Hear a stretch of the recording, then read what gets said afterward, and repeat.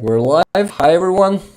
Hi guys. It's Rick with you, Jet with you, and we have a special guest with us tonight. Yeah, it's not tonight yet, but Franky and Coen have joined us from Netherlands. They are actually in Ukraine now, and they're on their mission.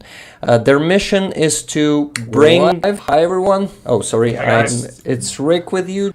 I'm hearing myself. Sorry, it interrupted me a bit, but yeah, they are on a mission to on the humanitarian voluntary mission to provide Ukrainians with free food. They've been on this mission for a year already, and they are a huge friends of Ukraine. I actually think that they are amazing people, and I'm really glad to meet them. And I'm really glad to see them here today and to, do this stream together. I'm super excited. So I would like to. Yeah, guys are actually in Ukraine right now. They are on the next stage of their mission this week. They're gonna be in some towns and cities, but I want them to talk about it themselves. So, Franky, Coen, if you want to add something that I missed, and yeah, extend this, please. Well, first, thank you for having us. Yes, it's kind of true. We started 1 year ago on the Polish-Ukrainian border by giving away fries and snacks to Ukrainian people crossing the border. And after that, we went to several locations in the Ukraine. This is in total our 10th trip. Last trip was in Irpin, Bucha, Borodyanka, Gostomel, but also in Izum and in different locations, Fastiv and so on and so on. So yes, it's not the first time we are here, and yeah, we are very happy to be here and to do something for the Ukrainian people. We're really grateful to you guys. I can say from all Ukrainian people. Thank you so much. So maybe you want to add something else?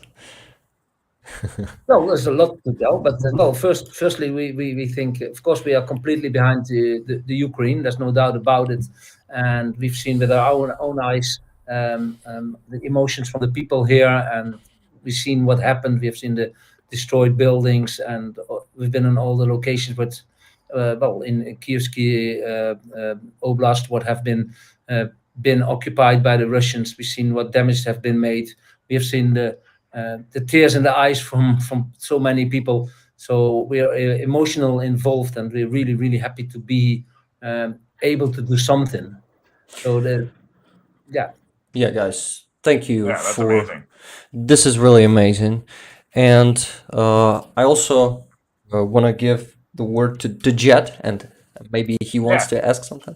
Yeah, I just was kind of curious as to how the mission started. What was the moment that it started? How did you guys get going on this humanitarian mission?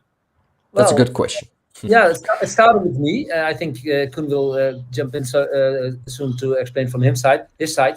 But it started because my wife is Ukrainian. Okay. So my family-in-law is partly living in Ukraine. We wanted to do something for them. That our plans in the beginning were not possible to do. We wanted to take them to the Netherlands. It didn't go through. So we had the feeling we have to do something. As we both have small fast food restaurants in the Netherlands, and I also have mobile food truck, which was at that moment standing still. I thought, you know what, I'm going to do something for the Ukrainians. Let's go to the border. So I called Koen. He's already one of my best friends for about 20 years. And I said, Koen, I'm going to the Polish-Ukrainian border to give away fries and snacks. What do you think about it? Yeah, that was at that moment was, whoa, okay. What do I do about it? I tell him, keep me a half hour. But it was not half hour. It was 5 minutes later. I say, okay, which, and that was the starting from the idea. to go to the border. And day after we sit down, we talk about what you do, what he does, and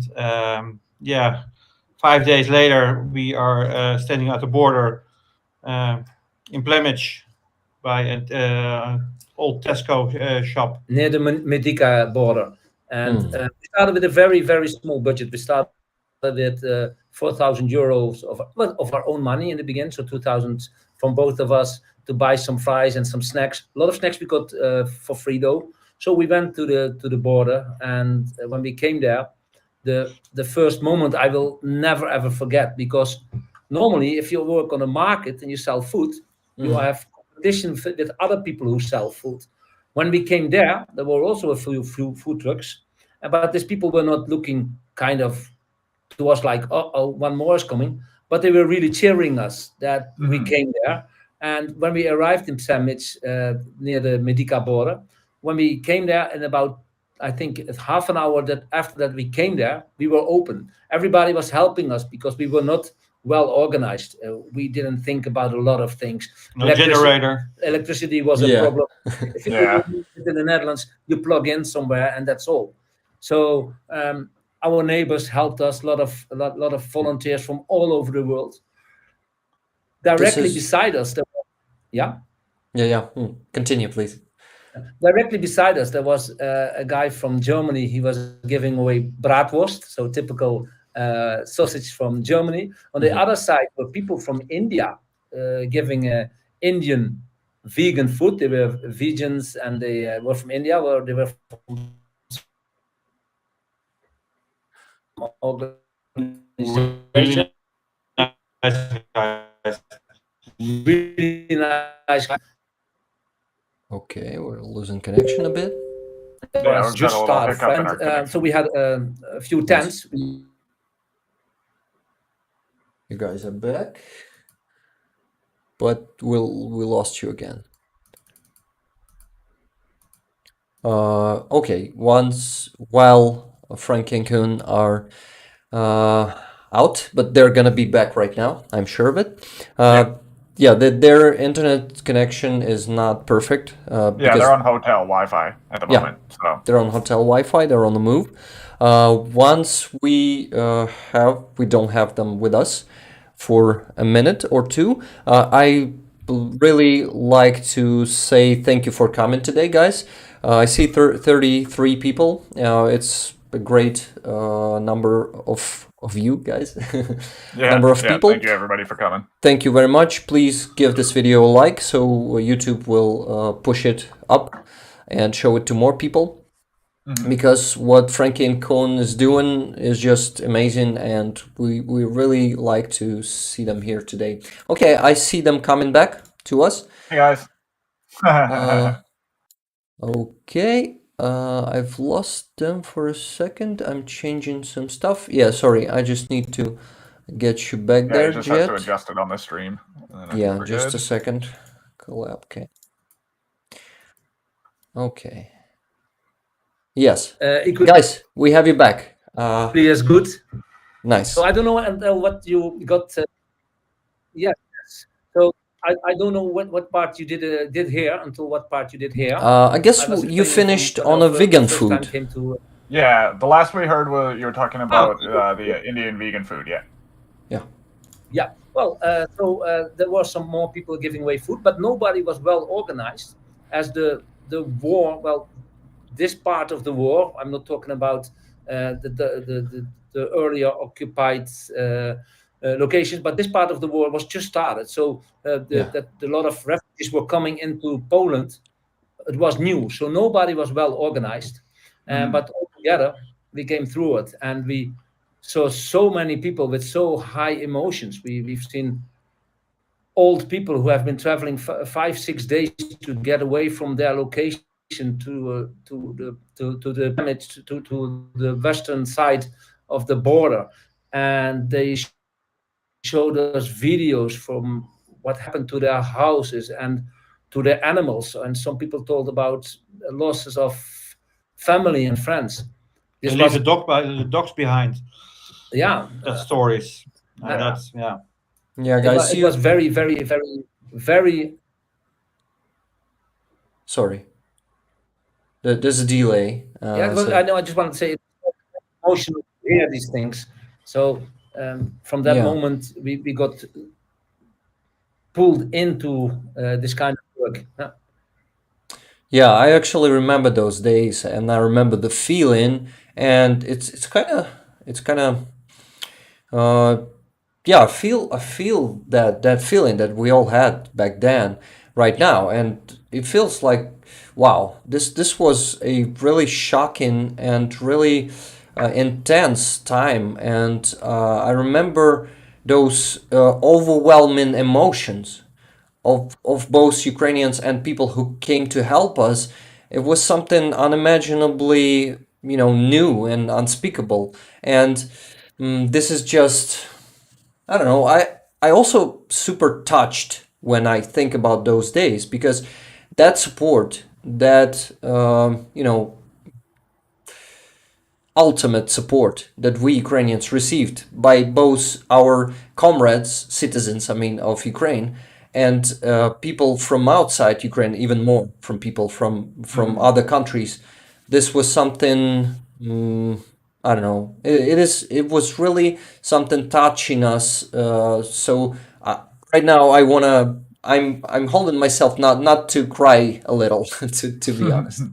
No, I think it was for us a similar feeling. Of course, we didn't have the emotions from being in war, but when you saw the pain on those people, and a lot of people left other family members at home, and they told us the stories. I even saw somebody showed me a video from out of his apartment on the second floor. I don't know which city anymore, but he showed me the video that he wanted to leave his town also, but was afraid for the Russians who were in the town.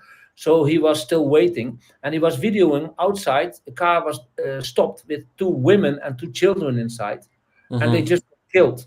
And Yeah. when he was telling that and showing that, it was really on video. You could really see what happened. I cannot express the feeling that gave to us also, because we've seen so many such things and we heard so many such stories. I think that in the Western world, a lot of people, they do not really know how heavy this war is. They see actually a light version on TV. When I watch the news in the Netherlands and I see video, I see the video without sound. They don't let us hear the screaming of people. They don't show the bloody things. They showed you they show you just a very light version of what's really happening, and that I Yeah. think is bad. People know what is happening. They should know how serious this war is. Absolutely. Yeah, unfortunately, you know how media works, that it wants people to give them like softened information, like something light, so they something won't be digestible, so shocked, yeah. they won't be traumatized. Yeah, Judd, add Yeah, what you. I was just gonna say it's so they tune in next time. You don't want to tune into a program that recently traumatized you, right? Yeah. So people will come back to their media, and if they'll Yeah. constantly shock them and traumatize them, no one will come back there. Exactly. Unfortunately.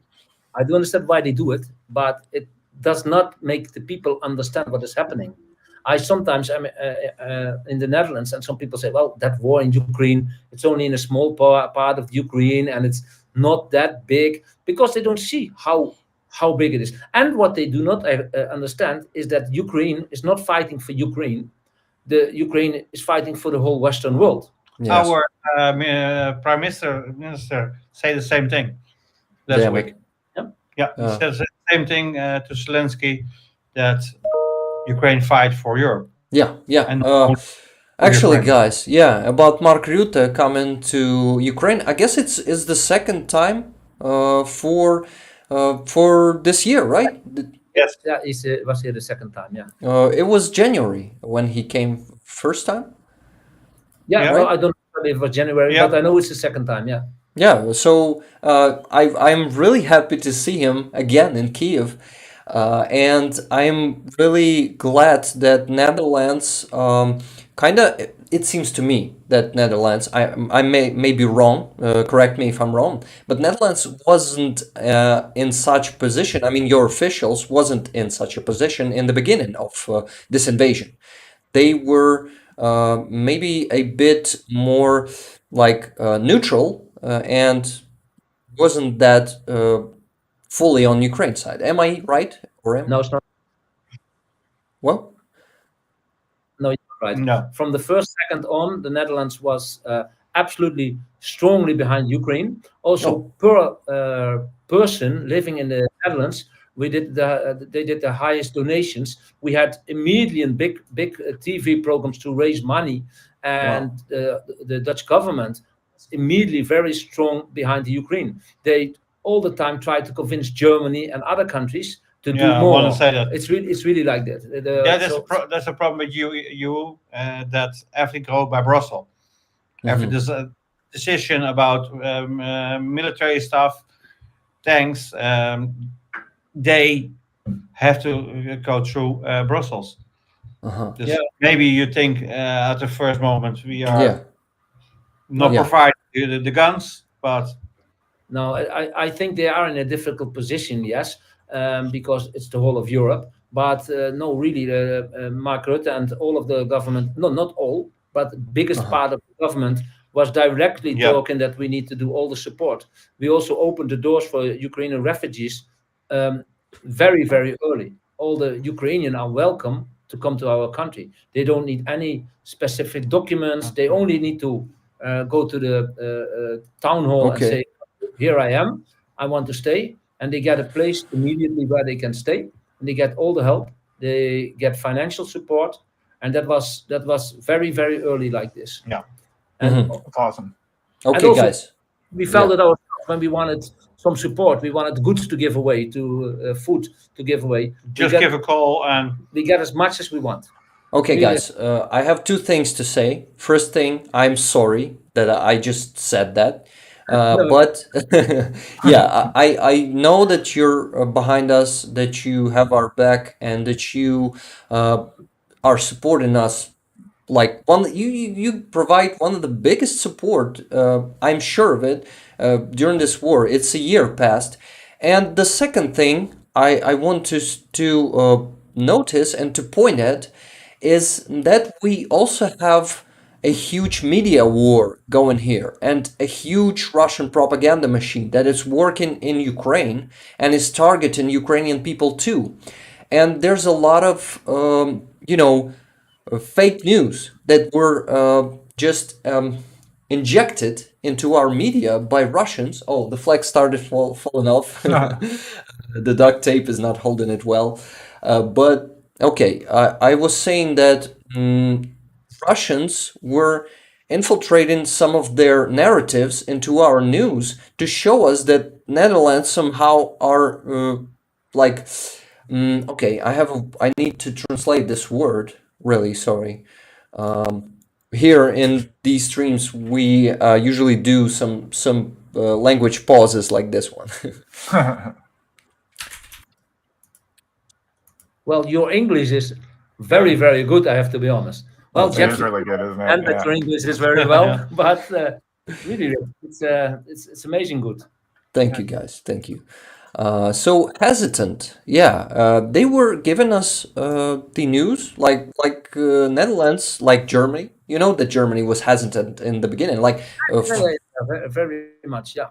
Yeah. So they showed us like Netherlands are just like Germany, and we didn't know the truth. This is why you see how it worked. No, don't fall. You see, what did they say about Holland?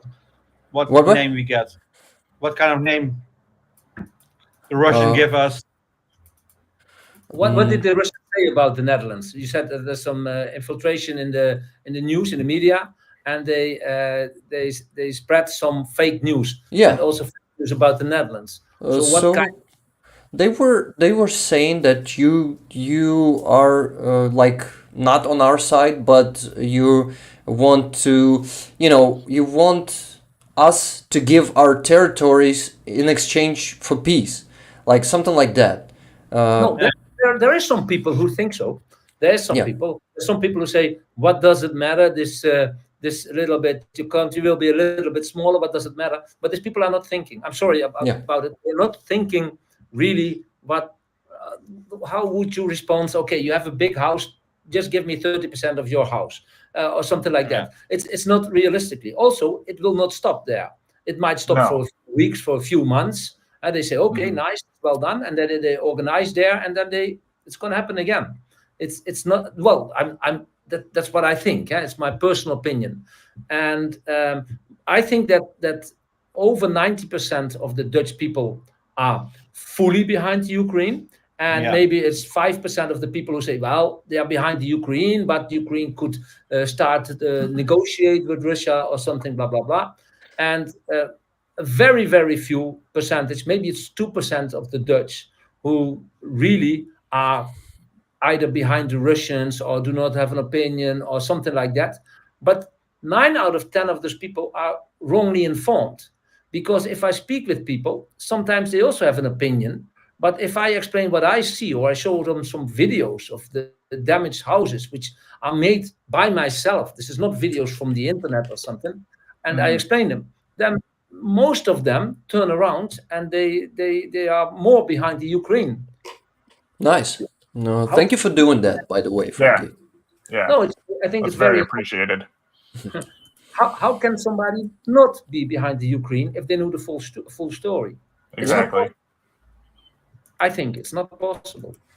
And it's just the truth, right? They gotta know the truth, and it's. I mean, all the doubts, all the Russian narratives are falling off their head just by themselves. When they just know the truth, they see the facts. And how can you be behind an invader, behind a terrorist, behind an aggressor? It's hard to imagine how people in the right mind could be behind that. I would say it's not possible, but there's a lot of things which I do not understand. How can Russian young men shoot women and children? How, even if you could have told me all kind of stories or something, I also, when I was young, it would never be possible. Still, it's possible. It's happening. Yeah, it's really happening. I really don't get it. We talk about early in the war. We talk about some people from Ukraine, from the news, and we asked them what is special about this war, and he said they shoot their own brothers. That there's a Russian and Ukraine was before, brothers, and now they kill their own brothers in this war. I had a message last week on my Facebook, and the message said something like this, like, you're going to Ukraine. Do you know that in Ukraine you're not allowed to speak any other language than Ukrainian? If you speak English, you will go to jail. If you have a flag which is different with the Ukrainian one, so for example, the Dutch flag or something, you're going to jail. Do you know these kind of things? And then I see the Russian flag under it or something, and it's also like some kind of infiltration. It's not difficult. I just move away this message, but it's almost funny because I don't think that anybody would believe this. I mean, if you do some propaganda, do something which is believable, which right. Stupidity. Yeah. But you see, some people are still believing that. Well, yeah, exactly. Yeah, a lot of people lack critical thinking skills, so that tends to be the problem with a lot of this. Well, you are in Canada, right? Yeah. How is in Canada opinion? Is it comparable with like I explained? Like we explained? Very similar to what you're explaining. Whereas, like the vast majority of people are in full support of Ukraine, and then you got the odd guy out of the bunch who just completely believes all the Russian propaganda, essentially, right? Which can be hard to deal with. But I say overall, we have a lot of support for Ukraine here. There's a lot of like Ukrainian people that live in Canada. I think we have the largest population of Ukrainians outside of Ukraine, right? So okay, so you see a lot. Like we have like Ukrainian churches and Ukrainian halls and stuff like all over the place in every city here. So there's just a lot of support because we all know Ukrainians. Like my best friend since I was in like grade school is ethnic Ukrainian. Like his family's from Ukraine. He grew up. He was born in Canada here, but his family's Ukrainian, right? So it's like most people that I know Ukrainians in some way. So we already have like a love for them and stuff before this war started. Understandable. Yeah, so similar within the Netherlands. Yeah. There's a guy on the weekly markets in the Netherlands, and I actually liked this guy until some time ago. He was friendly always. And I'm not going often to the markets anymore in the Netherlands, but I was walking on the market, visited some friends, and he was coming to me, "Hey, Franky, yes, so you're going to Ukraine now? Yes. Why are you helping all those Nazis?" Oh my God. Really, really, really. But it's the one and only exception I ever met myself. I said, "What do you mean?" "Yeah, they're all Nazis. I don't look only to the Dutch news. I also follow international news, like Russian news." Oh my God. I said, "Okay, so they're all Nazis." "Yeah, they're all Nazis." So I asked him, "When was the last time you were in the Ukraine yourself?" "No, I haven't been in the Ukraine, but I'm not only watching the Dutch news." I said, "Well, I go to the Ukraine very often, and I was also in the history before." I said, "I until now never met anyone who I have the feeling that he could be a Nazi. I see them sometimes, maybe in the Netherlands, some people who are some kind of type that I could imagine to be them like that. I've never met anybody here who is And the kind of ideas. No. I don't say there is none. There should be. There probably is in every country in the world a few. I never met them. And Ukrainian people are friendly people. They are helping. If there's a problem, they always help. They are friendly. They're polite. They are actually kind of thinking similar, like we are thinking in our country. I don't see too much differences. They clothe a little bit different, and you see some differences maybe, but it's just in culture, but not something what is giving a bad feeling to anybody else. I think. And these people, they have an opinion without ever have. Maybe he has spoken to somebody from the Ukraine. Probably. I don't know. But that's the only person I met in this whole year who was telling me something in person. So I'm not talking about some messages on Facebook once in a while. Only person who was negative. The only one.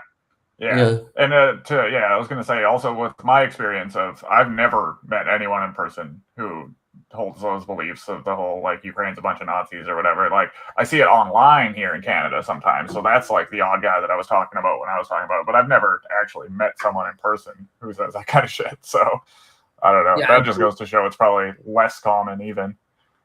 And probably the two which you see or online, probably 90% of them are based in Russia, and they are just exactly.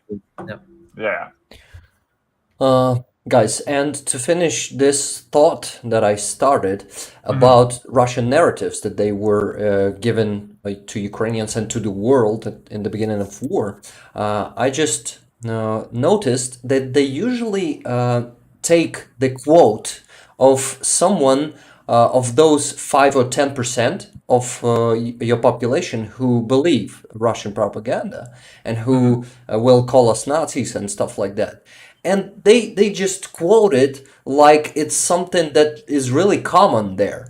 That's their tactics. They usually try to show some marginal point of view as the widespread point of view. And like the overall thinking of a country. This is how they operate. So before you make conclusions, it's just gonna be a tip for all the people. Before you make conclusions about some news, you gotta check who said that, because because people usually have some Russian background. It appears that they do after they say something like that. When you check that person, you see that they've been writing some articles about how good Russia is and how bad Ukraine is. Yeah, or you look at who they're following on Twitter, and it's a bunch of we noticed that some people write bad things about Ukraine are the same people. They have a big problem with COVID. It's the say there's no COVID, it's not existing, or it's the same kind of people. They are just kicking to everything. So they are just taking always the other side, because I think they like to do it. Yeah, they just like to be contrarians. They get no attention that they are be seen, and in that moment there's a gap. And they reach their goals sometimes, because also now we are talking about them. Yeah, so correct. They get some influence somehow. Yeah, but yeah, fortunately, they don't have enough influence to stop some countries to provide us with help and to support us, and it's really what brings us, how do you, just another word to translate, just a second.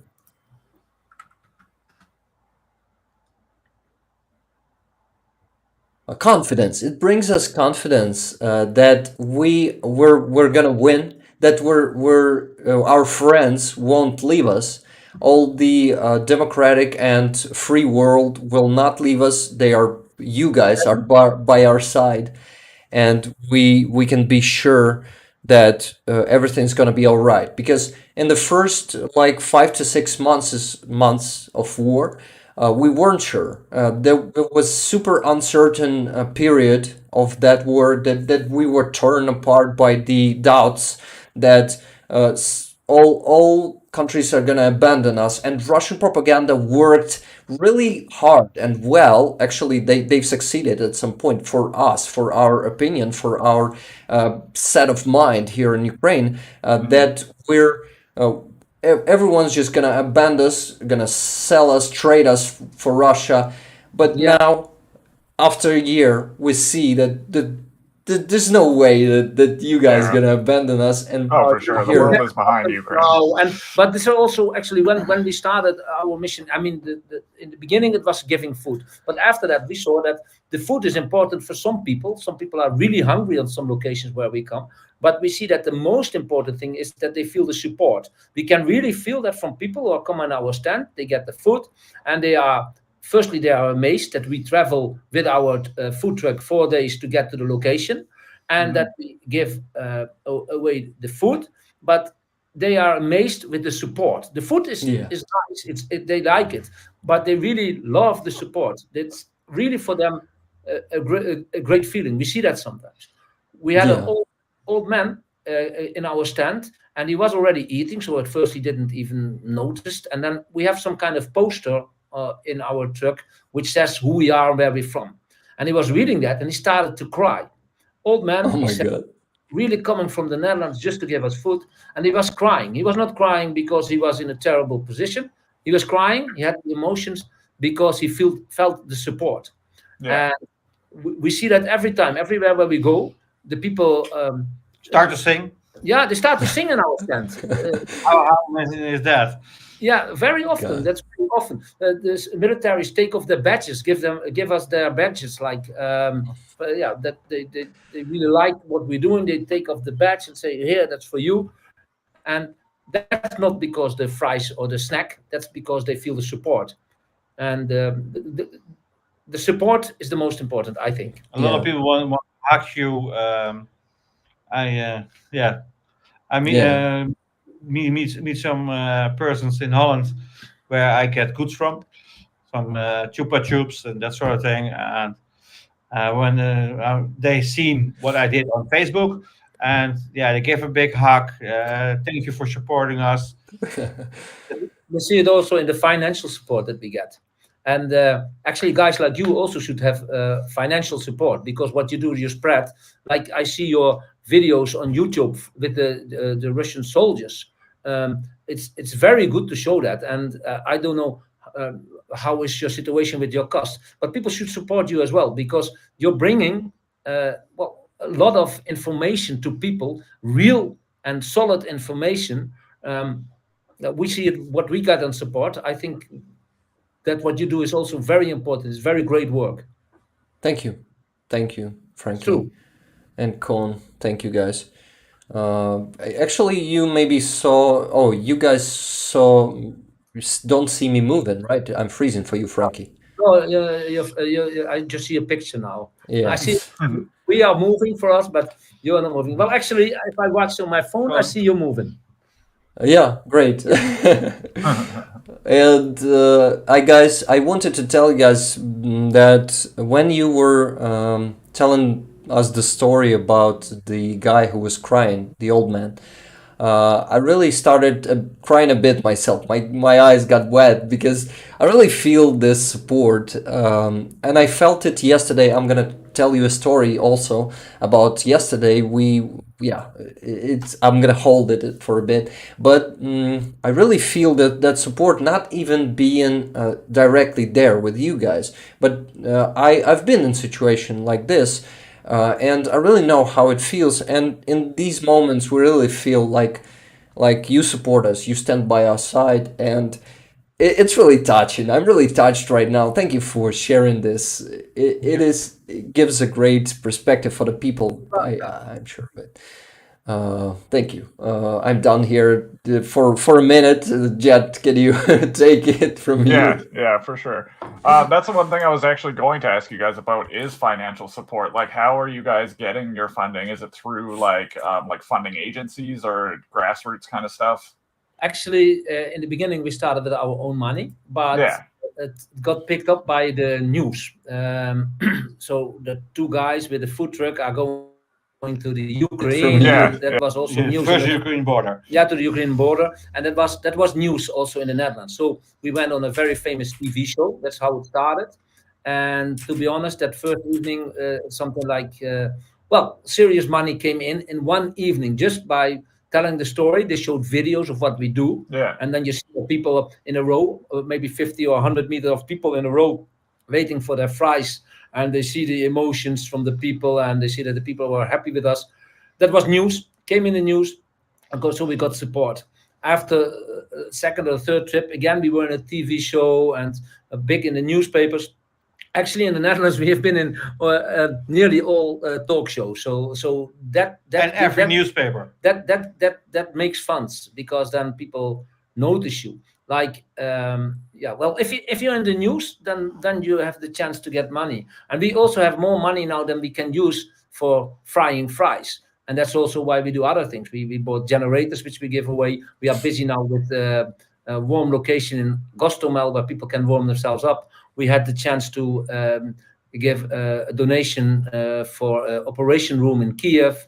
And several if things. If it gets one big thing, we have been to a house where children from 75 years old stay there. They have no parents, and they're mentally or physical ill, and we support them 2 times with fries. But now we support them also with money to buy a new car, on a new bus. That's not that we support them. We don't see it like that. But our supporters support them, and we just give it through, because it's not a difficult thing. If you have the budget, you can do that. They need a van to bring the children from one location to another. They had a van before, but it was not theirs. It was from local government, something like that. And it has been taken away because it was necessary for the military. So we had the chance to help there as well. And that's because of the donations. Only because of the donations. And the donations only come because we were in the news. That's amazing. Well, it's really cool to hear that, the media in your country is getting behind people like you on missions like that. Because, like you said, I guess without everybody being aware of you guys, they don't know you exist. They don't know what you're doing. They can't help you fund everything, right? So that is really amazing to hear. And it's really cool to hear that the media, just in general in your guys' country, is, taking you guys under their wing and exposing the story so everybody can get involved. It's good. Yeah. They help a lot, yeah. If people want to see what we do and did before, they can go to our website, Franky and Coen Into the Bridge. Oh, cool. And they can find everything what we did, pictures, movies. Oh, somehow, actually, guys, I used your tag in the description, your handle, your YouTube handle in the description, but it didn't work as a link somehow. I don't know why. I'm going to link the website in the chat. Not that important. well, I will just mention one time, Franky and Coen.nl. But we have a lot of support. But if people want to see the videos of what we do, because we start working again from Tuesday. Tomorrow will be a traveling day. We are now in Rivne, and we will go tomorrow to Fastiv to pick up our food truck. Then we go to Bucha area, and we will work 4 days in that area. We will do fast food there, and we will make every day, we make a video and we place it on Facebook so people can see what we do. That's After awesome. those 4 days, we don't know where we go yet. It's depending on the situation. This is great. I'll make sure to put all the links to your Reddit also, right? To your Facebook. Yeah. Thank you. To your in our messages. Yeah, to your YouTube, I'm gonna put all the links there. So, guys, everyone who's gonna be watching this in recording, all the links gonna be there in description. Thank you. And also, what? Also, I wanted to now address all the viewers for a bit. Sorry that we're not reading the chat today, guys. You all understand that, I'm sure of that.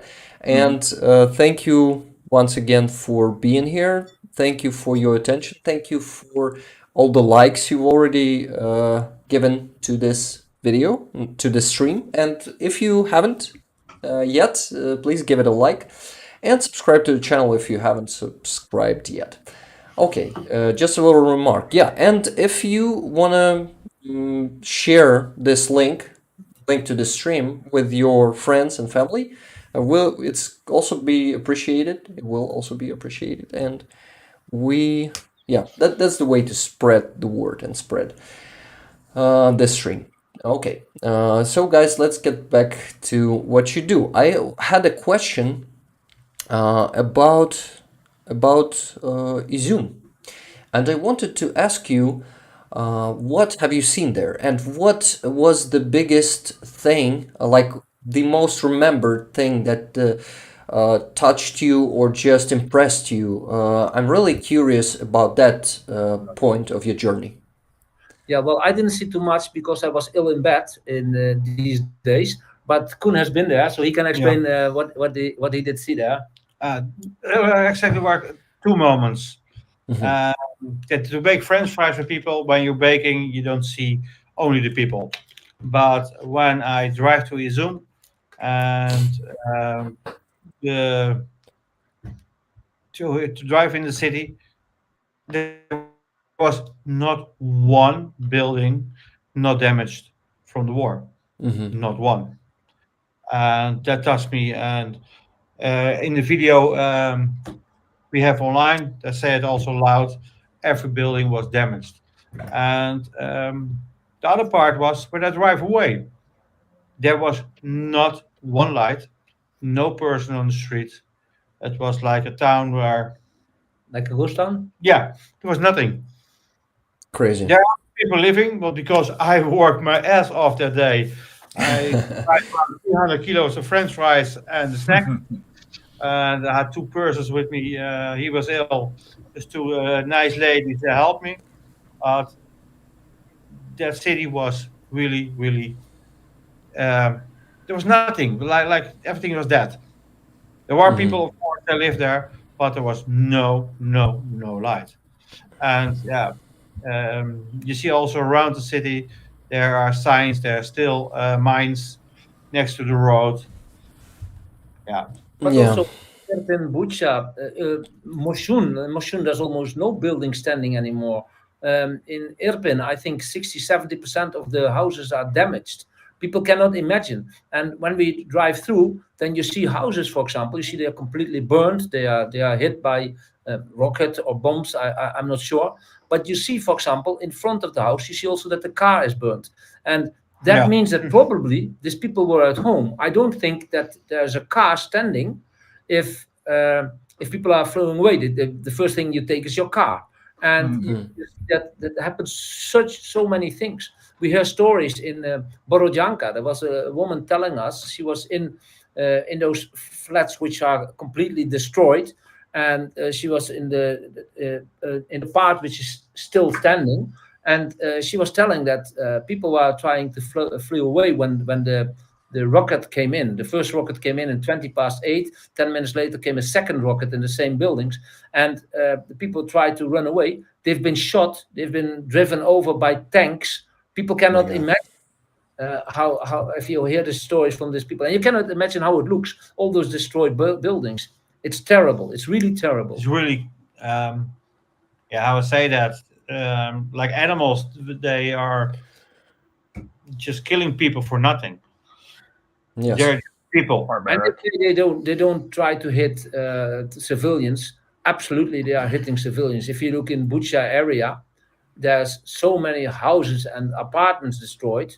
More, biggest part of the things that are destroyed are the houses from the people. They are absolutely targeting people. Also, people who run away. How can you kill people who are running away? It's unbelievable. I also wanted to add that these animals are killing people sometimes even for fun. They having fun killing people. I saw a video on I don't know where I saw it, but I saw a video of soldiers. They asking Ukrainian men to come. The Ukrainian man comes. They ask for a cigarette, and they let the man go. They call him back again. They let him go. They call him back again. This 5 or 6 times, and the last time they shoot him in the back. Yeah, I saw this video. It's I saw it. I saw that video. They shoot him in the back just after they took a cigarette from that man. How damn! It's really hard to imagine what Russians really are when you see situations like this. The behavior, the animalism, if such a word exists. Just evil, man. Evil. It's evil. It's complete evil, and we also need to call them Russians. I mean, I've heard an opinion that calling them orcs kind of gives their part of their responsibility away. When we call them orcs, we kind of like taking some mythical creatures. Oh, for sure. Yeah, I'm of that opinion as well. I don't think they should be dehumanized in the way that, like, because that's like essentially their tactic. Like, that's how they can, I don't know, like, get over the mental hurdle of the evils they're doing is by dehumanizing Ukrainians, right? Like, and I don't think it's good for us to dehumanize Russian soldiers because, like you said, it takes away their responsibility as a human being on this fucking planet, right? Yeah. So when we start calling them animals or orcs or whatever, it's just, it strips them of their responsibility of being a fucking human, and that's what they are. Yes. Yeah, then they are allowed to. You mean? Yeah. If they are animals, then they are allowed to act like animals. But because I don't think that normal people do this. No. Yeah. Yeah. It's just it's just a new kind of beings. Well, not animals, not human. They are Russians. They are different from both. Different from both, and we just have to face it, and we have to defeat it. Defeat these beings, and their regime. And it's something that we can only do united, and we are united. And these days, I'm 100% sure that we will stay united and that we'll be victorious. And I'm really another word to translate. Just a second. Inspired these days. Good. Yes. I'm really inspired. I'm also sure that in the end Ukraine will win, but I hope it will be fast. But at this moment, I see here that there's an extra tension now because we spoke to several people, and there's extra tension about this week. That this is the week what could be extra terrible, but because they expect big attacks, maybe from the Russians, even from Belarus side, from the White Russian side, and so on. I'm wondering, are you guys extra worried? Is it? Do you think it's something extra is going to happen in this week? Well, I might say how I feel and how most of Ukrainians feel, and it is different. I'm different in my feelings from most of Ukrainians. And as for me, I know that Russians like to do the, some extra because on some anniversaries or on some important dates for them, they're really those numerologists, number likers, call them as you wish. But they usually can try to do something, but I'm sure that we will stand that it does not be that critical or that scary as everyone around here in Ukraine and around the world are talking about.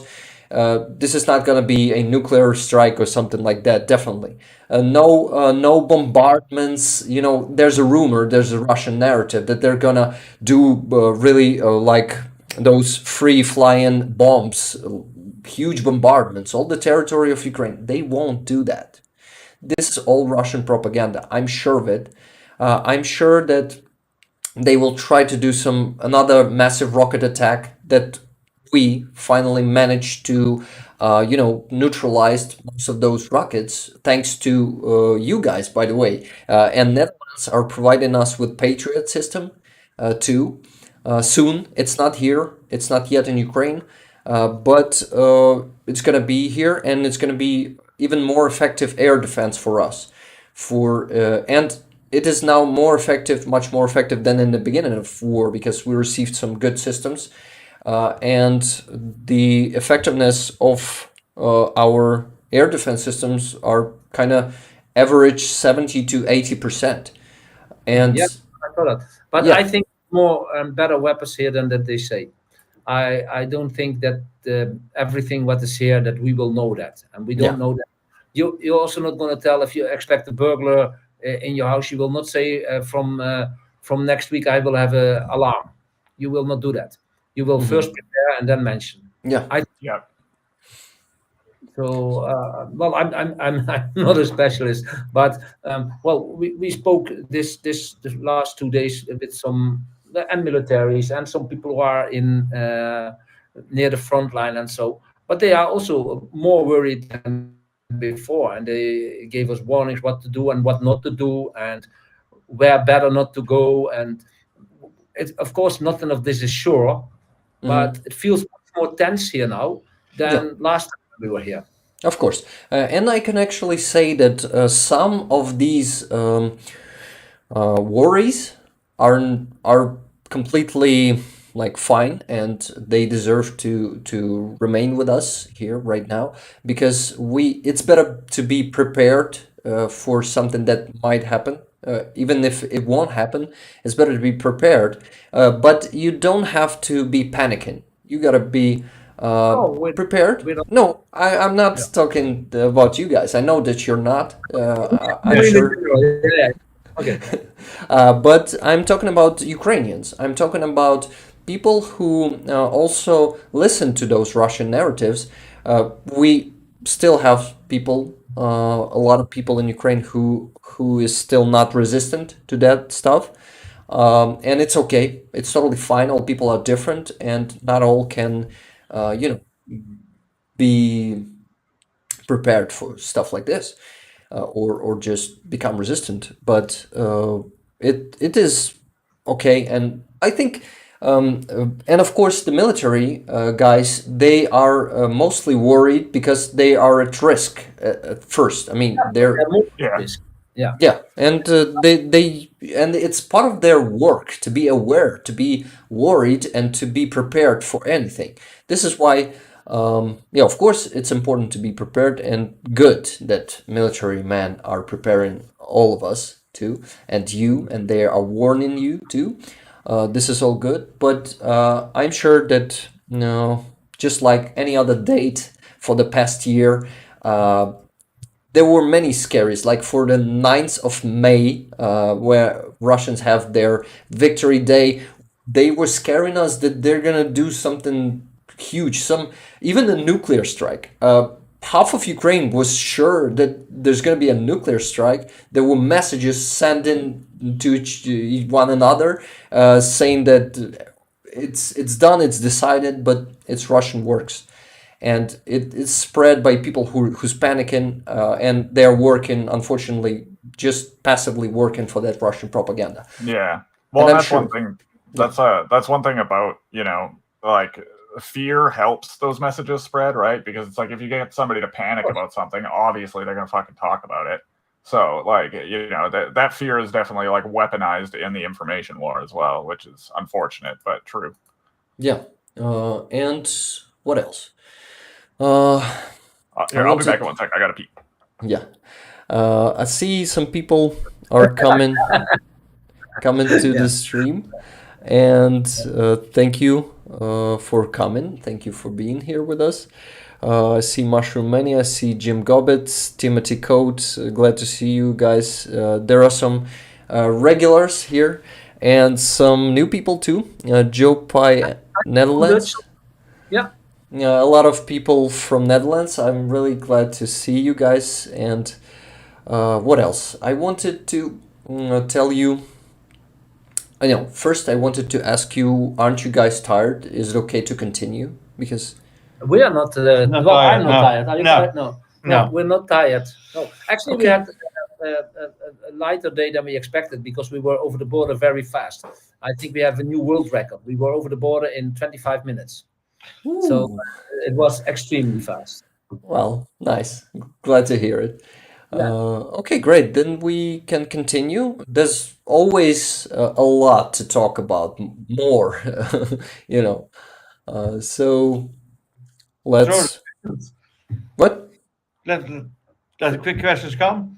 Throw in the questions, he says, if you have any questions.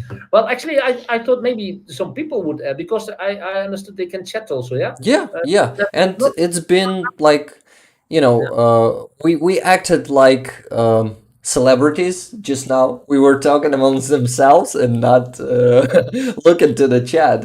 I mean, it's just comparing to some celebrities. They usually don't have time to read 500 messages in a minute, like it happens with some huge channels.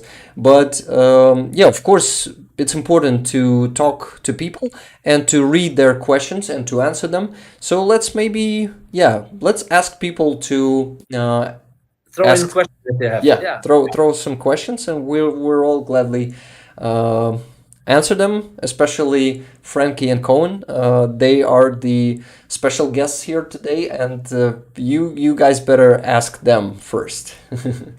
Because you have me here every week and I can answer it all the time. Yeah, well, I know that there's a question from my wife, not to go to certain directions, but maybe some people have some interesting questions to. You're right now. Drop your questions, guys. Yeah, drop your questions. Oh, by the way, Charlie, you see Charlie Kirby said drop your questions, guys. So Charlie is he's from my team, actually. And I like you guys to meet him in probably Discord, if you use Discord. Yeah. Nice. We're gonna provide you with the link later, a bit later. Maybe Charlie will post it here now. Also, for all who wants to join Discord, join it, please. The link is gonna be I'll ask Charlie to do it. So what? Charlie, now I see a question from Charlie now. Nice. He's asking, what is the future of Franky and Coen? How will they develop their programs and missions? Yeah, that's a good question. We know for the first few days, we will know that we go to Butcher area to give away as much as possible portions of fries. Sometimes it's up to 2,000 portions per day. The capacity to do 200 portions, over 200 portions per hour. So that's for the first few days. Then we don't know exactly where we go. It's depending on the current situation now. But for the future, we want to come back as often as possible. Also, if the war would finish, I think then there's still quite some time to redevelop in the country, and there's a lot of damage. People will go back to their locations, and who knows whatever will happen. We also want to be helpful then. And as long as we are financial capable to do things, we will do as much as possible. And if there's requests from organizations or from people, and it's something that we can work with, we are happy to do so. So much more we don't know for the near future because it depends on the situations. Yeah, Continue. this is awesome. And I also didn't know that you guys started to buy generators and and also you do a lot more lately, and I'm really glad to know that, and I'm grateful to you for that too, because yeah, it's amazing what you do. And Charlie was also complimenting you back then, like 20 minutes before. He said, Franky and Coen, you guys are absolute legends. We can't thank you enough here. Yeah, we are. Thank you for thanking us. We don't see it like that. We like to help, but yeah. Thank you for the compliment. That's for sure. And somebody is asking about the French fries. Are they directly from the Netherlands? We brought only with us 400 kilo of French fries. The French fries which we use here are different than the ones we use in our snack bars which we have in the Netherlands, because in the Netherlands we work with fresh fries, and they take about 4 minutes to fry them, even more, 4.5 minutes. So we have what they call turbo fries. These fries are already fried for a first time, then they are frozen, and they need only 90 seconds. We have 400 kilo of those fries with us, but we have good contacts here with 2 wholesale companies who receive the same kind of fries like we need, the 90-second fries, the turbo fries from the Netherlands, and so we supply them from them. Like Tuesday morning, they will bring us a load in Bucha. We have a hotel in Bucha where we stay, and they will supply us there with new French fries. Snacks, we have 14,000 snacks on board, and as it's still quite cold, we can keep them in the vans which we have, and we have more difficulty to get them unfrozen in time than that we have difficulty to keep them. In the summer, it's different. Then we have 2 locations, one in Lviv and one in Kiev, where we can store our frozen goods. But right now, we have the snacks with us, and the fries we will receive from here. And you forget one thing: the ketchup. We have 200 liters of ketchup with us. Oh, wait. Minus 100 liters. The people here like the ketchup. In Holland, it's more mayonnaise, which is of course much better taste. Yeah. But the Ukrainian ketchup. So we have ketchup. You know, we just got such a tradition in the early 20s, in the early 2000s.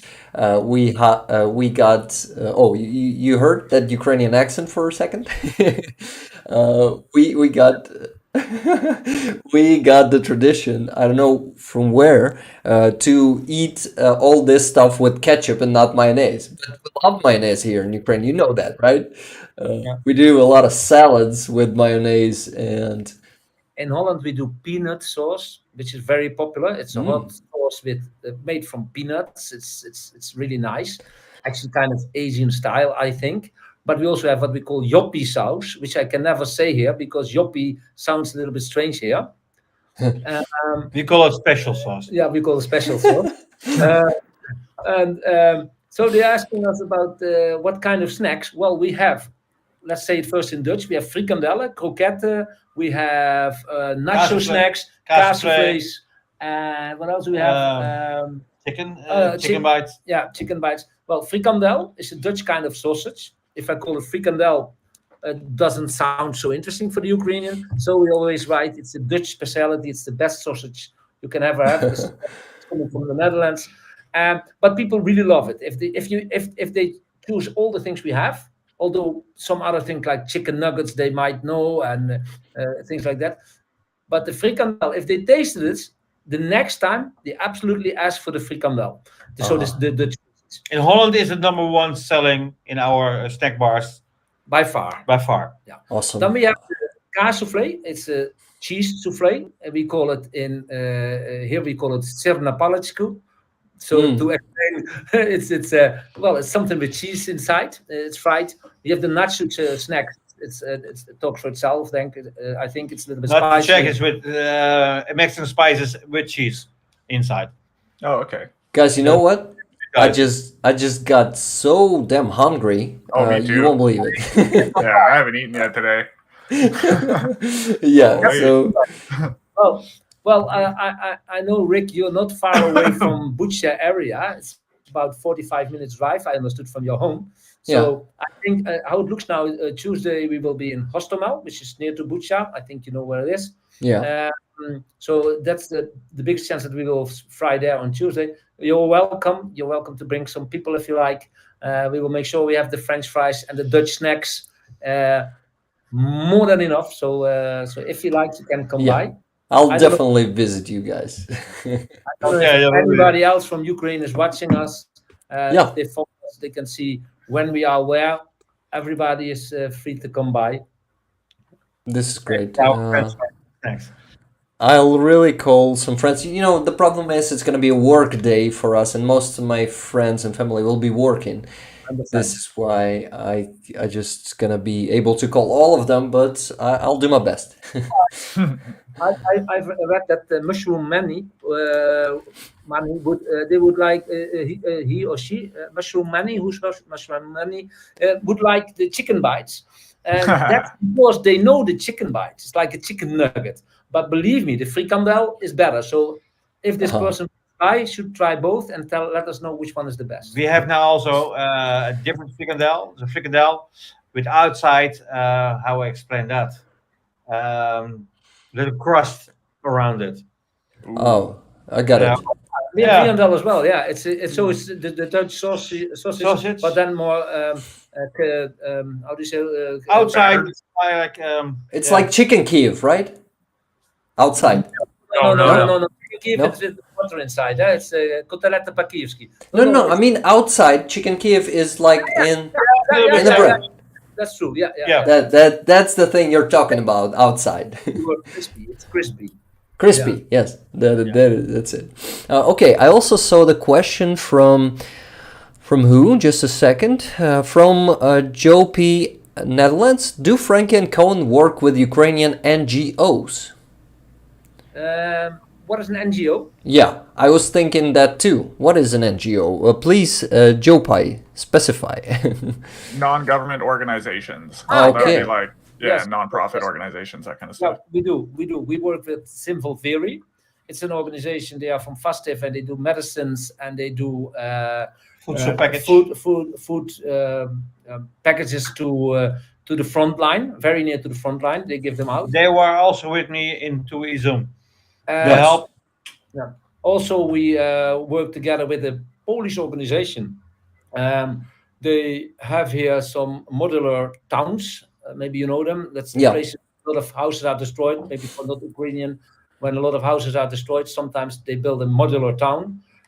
So it's like caravan kind of things which people can live in, and they build these, but they also supply a lot of food. There's very nice people, very hardworking, doing a lot for the Ukrainians. They are from Poland. Actually, we met them yesterday evening, also in Krakow. One of the pastors from this organization. They help us, but some locations in the Bucha urban area. Yeah, they're able to get locations which we cannot stand without help. Simple Theory is the same. Simple Theory can even do it more easy because they have some license to do at any location what they think it's worth to do humanitarian help. They are allowed to open there. Like when we are here and we want to open the snack bar at some location, we need a permit. Even it's helping the people who still need a permit to open our snack bar. Great. Thank you for mentioning these organizations. I'm gonna put the links to their sites or pages into description too. I guess it's important too for the people who want to support them and their cause. Sorry, to maybe support them. Okay, so I wanted to mention something. Just a second, but I lost that thought. So let's maybe read for some questions. I mean, find some questions from in the chat. Kirby was asking, what was the time between Izum's liberation and your mission there? Koen worked in Izum in the end of December, so we don't know when exactly Izum was liberated, but it was quite some time. Some early time. I think in between, but I'm not sure. I don't know when Izum was liberated. But the people I are can already tell you. waiting. Come. Tell me, when were you there? Again? We worked there on the 28th of December. Yeah. If I'm 29. 29, you left. Of 28 you December. worked there, I think. Something like that. 28, 20 December. Okay, it was liberated in September, so it was 2 months after the liberation, something like that. Maybe a bit more. No, October, November, almost 3 months, maybe even more than three months. But you still say that it still feels like a ghost town, and Yeah. this is There was no light. You see no power, no heating, nothing, and it was really, yeah. this is crazy. And We had you, a sorry. yes, say it, Frankie. We had also a very strange experience, which I will never forget in Borodyanka. We have been working on Borodyanka, and it's on. Okay, I will later explain which day it is. It was we working there, and at halfway the day we heard not very loud. We heard something like a boom, and people were watching at each other, but there was no air raid alarm. We didn't hear anything. Anyway, we went through with frying and working with a lot of people. People were eating. On the end of the day, we were finishing our work, cleaning up a little bit, closing up. And only when we took out the electric from the It generator, was already dark. yeah, only when we took out the electric from the generator, we saw that it was completely black. And we did not notice what happened. So the full electricity went off in the whole town. But we didn't notice that because we were working with a generator. We were really the only point of light in the whole town. Well, some exceptions, of course, with people who also have generators, but the whole of the town was without electric. It was the day that there was the big rocket in Kiev, which disconnected the whole of the electric. Also in our hotel in Bucha, which is quite far from Borodyanka. I think it's like 30, 40 minutes or something by car. Almost everywhere there was no electric that night. And this is very strange when you do not expect that. And just in one moment, well, probably you know, Rick, because I don't know how many hours a day do you have electric in Kiev now? I also wanted to tell you tell you the situation that is happening right now with the electricity, with the rocket attacks. I have a lot to say about that. So, should I say right now, or maybe you want to finish? Yeah. No, you go ahead. Okay. Great. Also, before that, I wanted to mention that Rutger B said 11th of September, the liberation of Izum. And how does Ukrainian government look upon Franky and Coen? Do they help you? Okay, maybe you answer this question before I start my... Yeah, well, it depends on the location. Like in, for example, the area Hostomel, we have very great help. We have personal contact with the mayor. So actually, we were speaking today about some things like that there will be no light in Bucha the next 3 days for several. Well, there will be no light, and he told me some things more. But anyway, that's good direct contact with the mayor. They are very happy with us. But in some towns, our work is we do the work, but somebody else organized the location. Probably not probably. They have for sure contact with the local authorities, but I don't know if we work in, let's say, in some town that the local government really knows about us. I know that in Hostomel and Bucha, Irpin area, yes, they do, but yeah, we don't feel too much for it. For sure, we always have support, and sometimes we have military watching us to make sure everything goes smooth. But we have some visitors in December from the government. Yeah, and we got a lot of certifications, a lot of certificates from mayors in towns, but that's the small towns. It's like if we go to a very small town, then very often halfway the day they come with a bottle of vodka and certificate. Thank you, Franky and Coen. So yes, I think we can say we have the help from the local governments. Also, once or twice, when we had a location in Bucha, there was police car in the morning standing in front of our hotel to guide us with all the blue lights, driving much too fast for me and my trailer to get us to the locations. Yeah. Oh, that's cool. That's That cool. is really cool. And I mentioned in Ukrainian media, Joe Pai asks. Yeah, sometimes, but it's most local media yeah. But we have not been big in the newspapers or something here. Okay.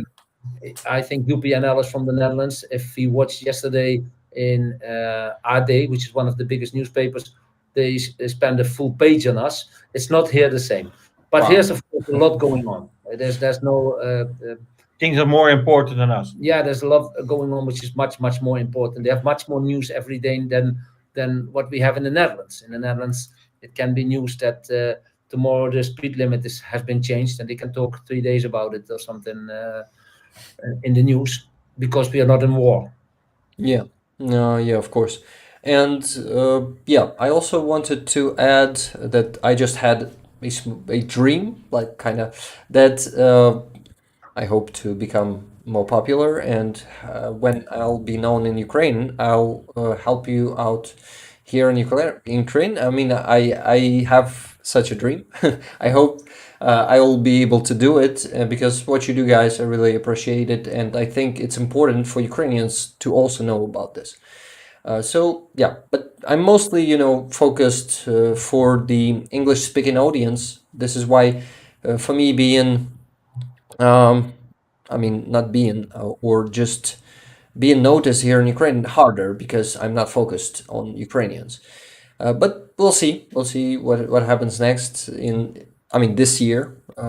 Big plans, big hopes, and I'm really glad that you guys are with me now, and I'm with you now, and we're together. And I hope that we'll be doing some more streams and more projects. You can always Yeah, call us. We are always I'll be happy.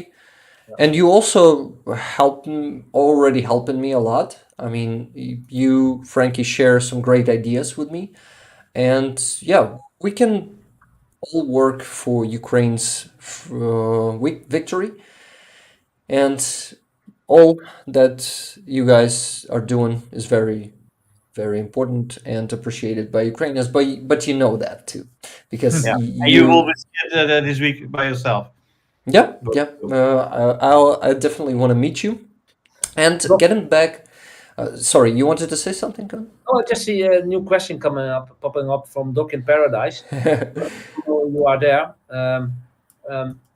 In the most of the locations, the people who work with us, they give out messages to people who they think really should have some support.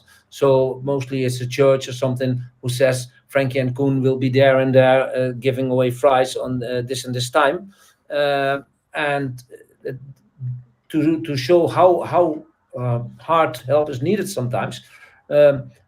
Very often, when, for example, we are announced that we will be there at 11, we are always early, maybe some already at 8:30 or 9, because we need some time to build up everything. But we're always very early ready. But if we are there at 9 o'clock and we start at 11, very often there's already 50 or 100 people waiting for us to open. And when we're open, it's incredible how long rows of people we get, and most of them have been mentioned. But then people who are passing by and they see the food truck open with food and they see the announcement free food, of course they just also go in line. And sometimes, once in a while, we also see people who we think they do not really need the help when they come with a brand new big car to get advice. But we serve anyone, so we don't make any difference. We will not say you are allowed and you are not. But most of the time, we are announced the day before or 2 days before we come. Yeah, that's cool. And also, yeah, I thank you for your questions, guys. There's a lot of them. I really like it. I want to tell you about the situation with electricity fast, and then we get back to the questions, because I think it's really important to know what situation here now is. And for the last week or even 9 days, Ukraine has been in a new stage, which is super optimistic stage. We had almost no power outages for the last 9 days. You had no what? No power outages. Yeah, No. I've heard that. Yeah. So we finally started rebuilding our electricity infrastructure. I mean, there were definitely built some new, like not stations, but you know, those points that just redirect electricity that were destroyed by missiles. Some new ones were built, uh, actually with the help of our partners, Western partners, who provided us with those systems with transformators, if I'm not mistaken. That's their name. And I guess Netherlands is one of them. Thank you very much again. I mean, your country. And you guys all, because your country is the people who live in that country. This is why when I'm thanking you guys, I can thank all the citizens of Netherlands and all the Dutch people. Uh, thank you once again. When we see Mark Rutte, we will tell him. And no, but Thank no, you.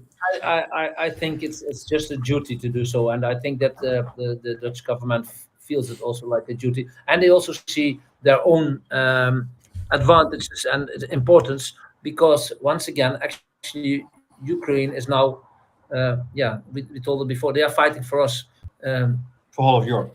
for the whole of Europe. Yeah, yeah. This is true, and it probably first it sounded kind of weird, like I mean, maybe I'm not sure, but how Ukraine that is really far, let's say from France or Spain or Germany, right?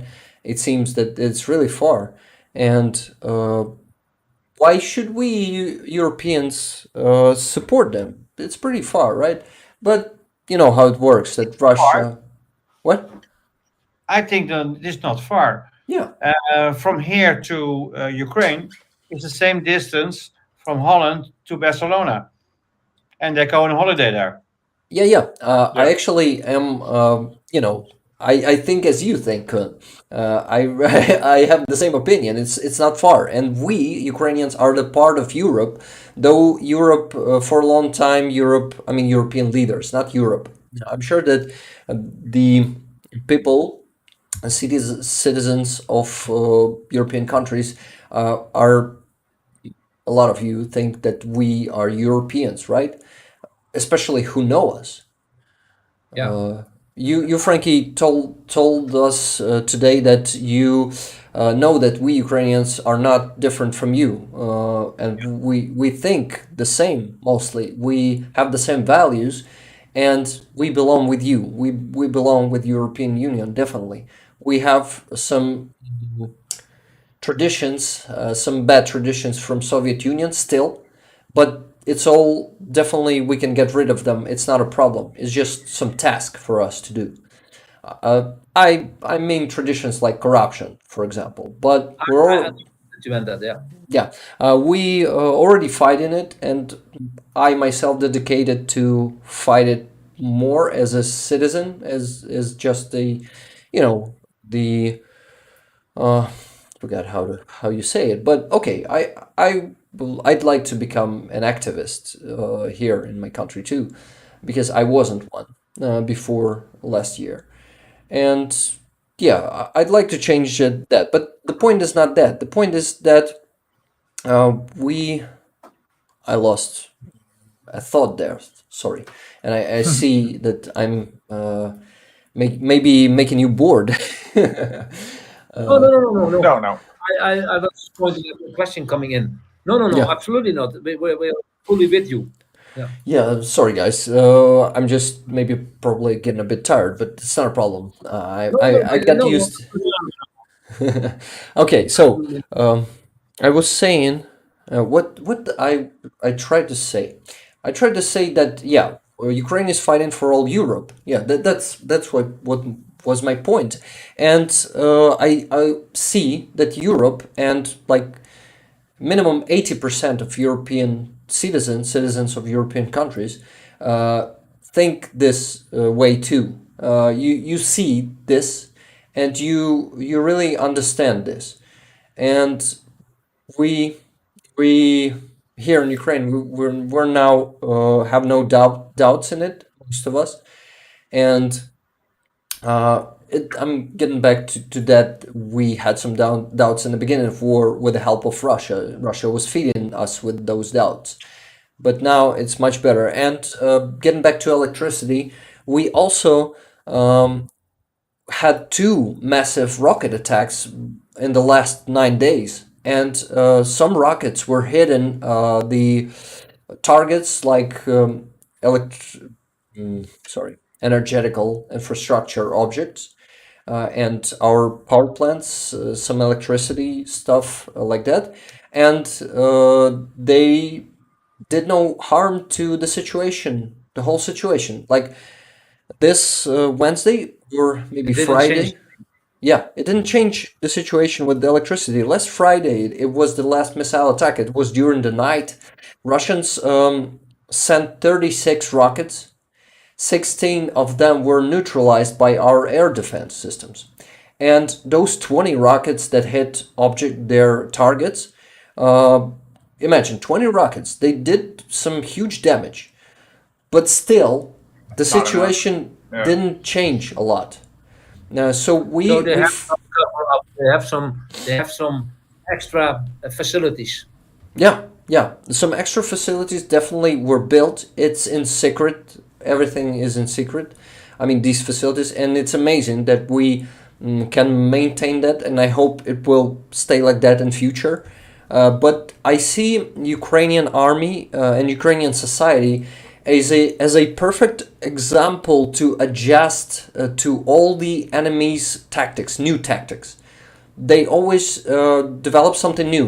They started sending Iranian drones. It was a huge problem for just a couple of weeks. Then we mobilized. We figured out. I mean, of course, with our partners. Of course, as a unity, as a coalition of our partners. We figured out how to counter all of it, and how to build up the defense mechanisms.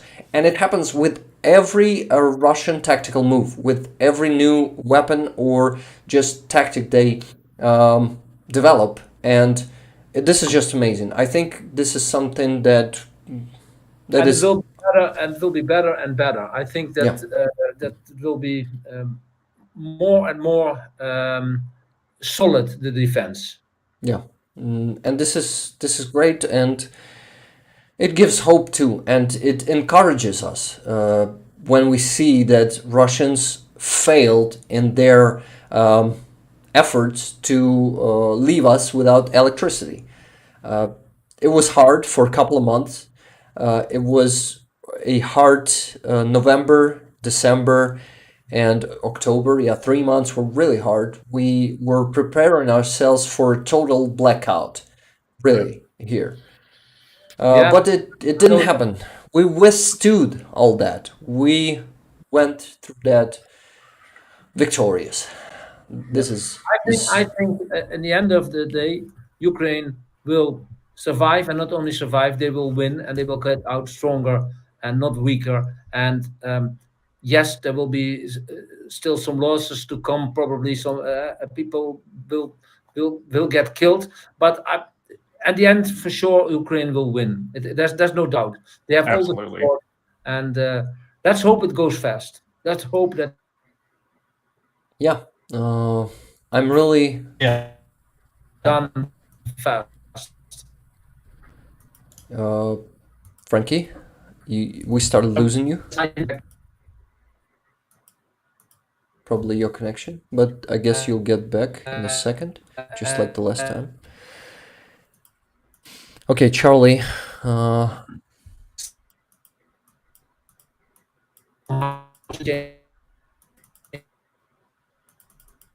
Charlie was saying... I don't see you through.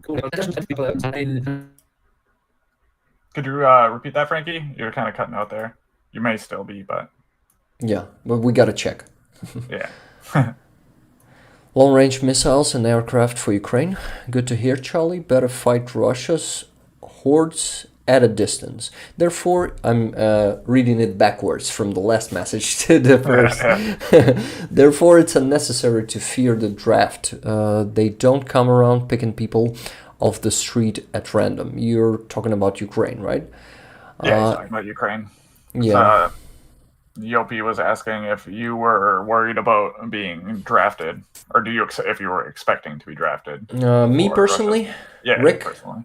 Yeah. Okay, I can answer to that. Well, you see, I actually kind of, I won't say that I'm not afraid, because I'll be a liar to say that I'm not. And I'm not a liar. I'm pretty like open and fair person and a straight person. And I want to say that that I only am afraid to die.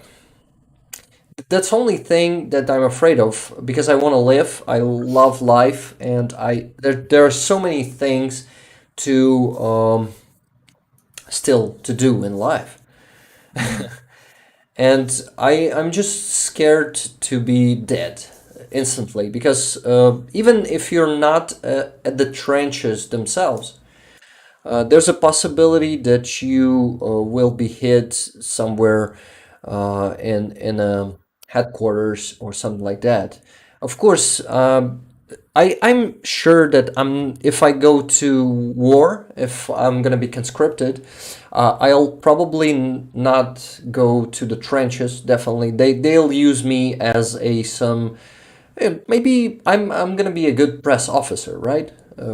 What I'm doing is gave me great experience, and I'll probably be doing stuff like that. Or maybe I'm actually a good driver too.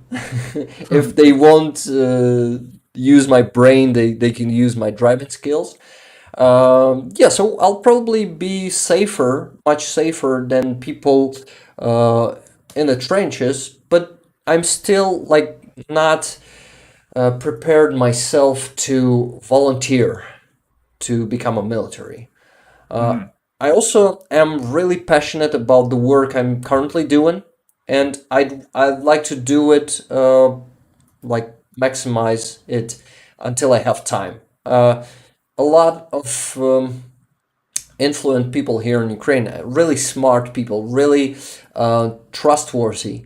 Like, I mean, some of our thinkers and also journalists who are trustworthy. They prepare us for that. Most of us, almost mostly men will go to war sooner or later, and they say to us that prepare. You better prepare, guys, because sooner or later you'll have to go. Millions of Russians will come to this land, and unfortunately, millions of Ukrainians will need to, will need to conscript and need to go to war. But I'm still not preparing. I'm still not learning how to shoot. I'm still not learning some medicine, and maybe it's a bad move from my side. Maybe it's a bad decision not to do it. But for now, I'm just trying to concentrate I see Franky and Yep, you're back. Coen are back. So yes, Nice to see you guys again. but we cannot hear you on the stream. Just a second. I just need to add you here. Yes. Sorry about that. Probably the internet. Yeah, Yeah, we lost no worries. we lost your internet connection. Yeah, and just for new viewers, the technical hiccups are because Franky and Coen are on hotel Wi-Fi, so there may be some outages in our connection here. You know, it's not the best for streams. Franky, Coen, are you here?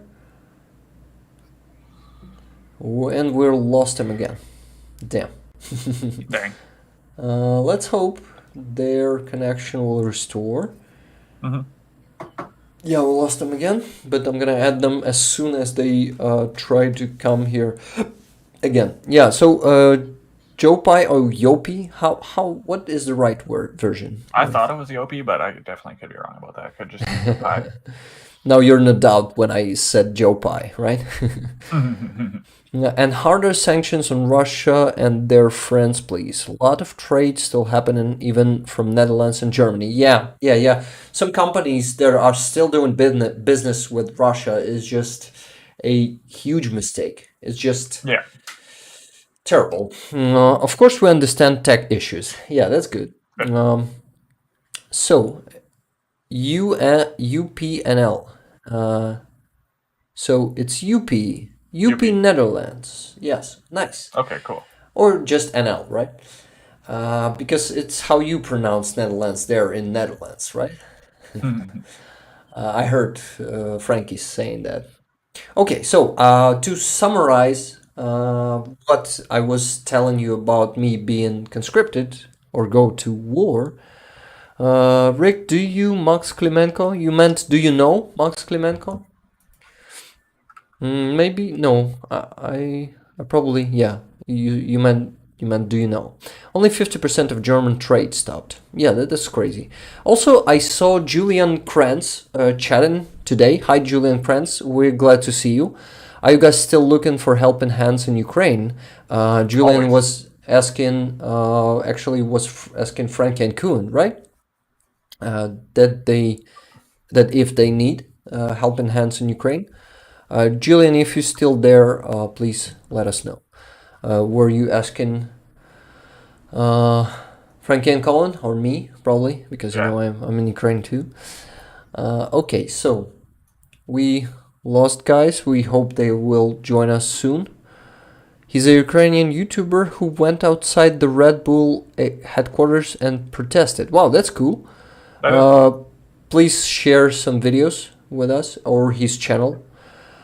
Charlie, thank you. Okay, guys. Here, guys. Julian, please tell us more about yourself. Are you from Ukraine? Because your question, I assume that from your question, you asked if we need some helping hands in Ukraine, or Franky and Coen need some helping hands. So maybe, yeah, please specify that. And what else? Oh, my head is spinning right now.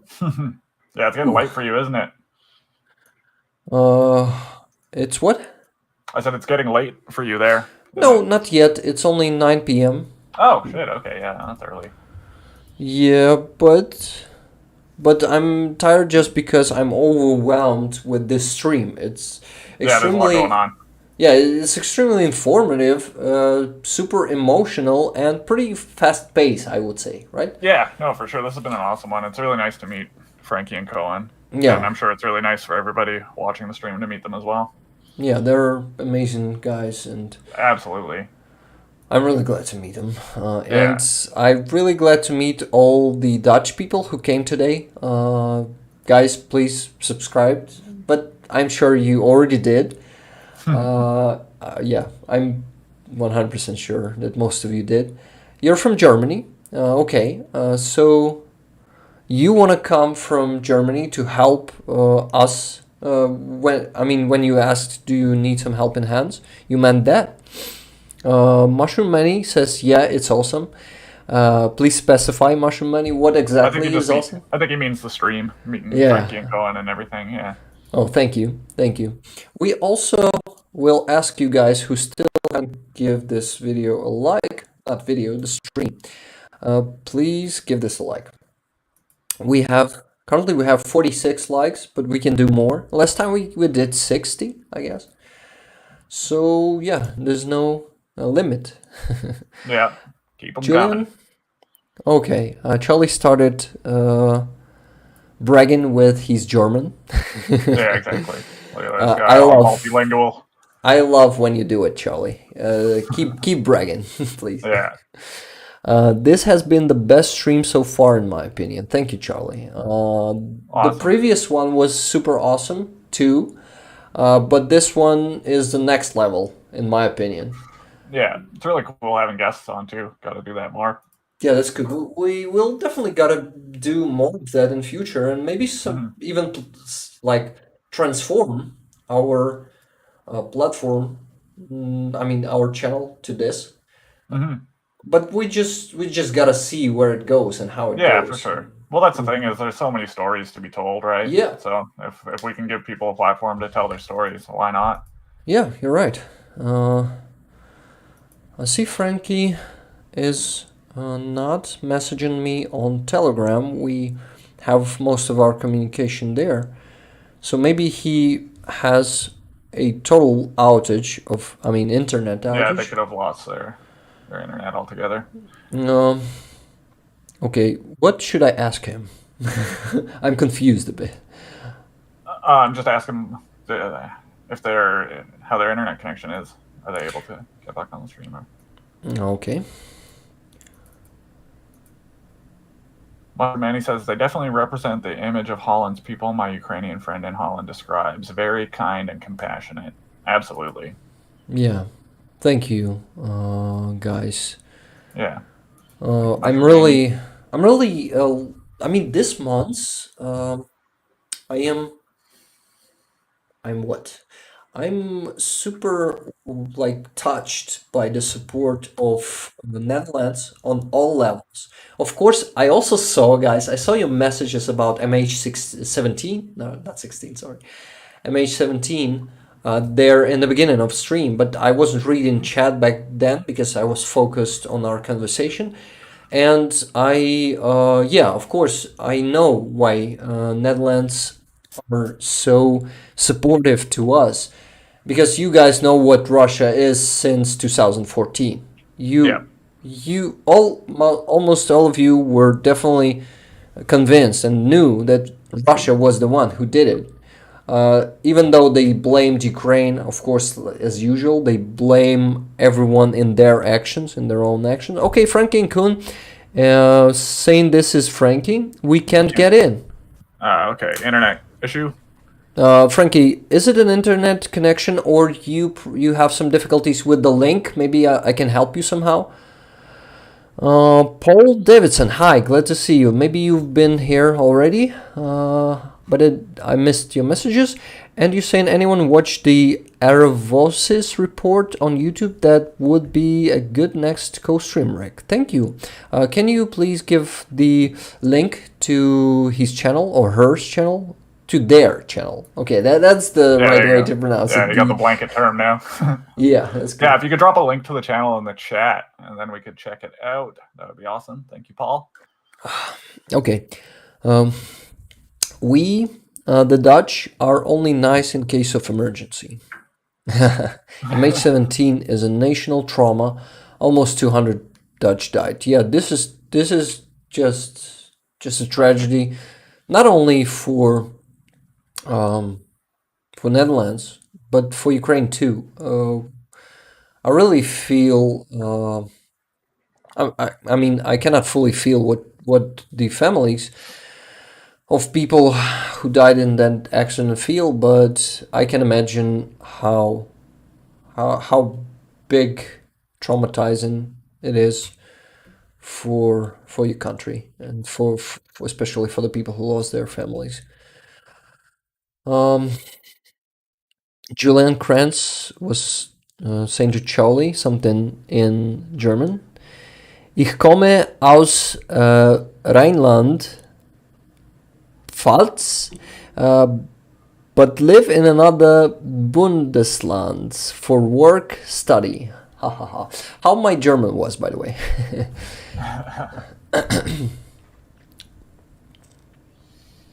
Court of Justice blames Putin and Russia for downing the plane. Yeah, by the way, awesome decisions in Court of Justice happened this month, right?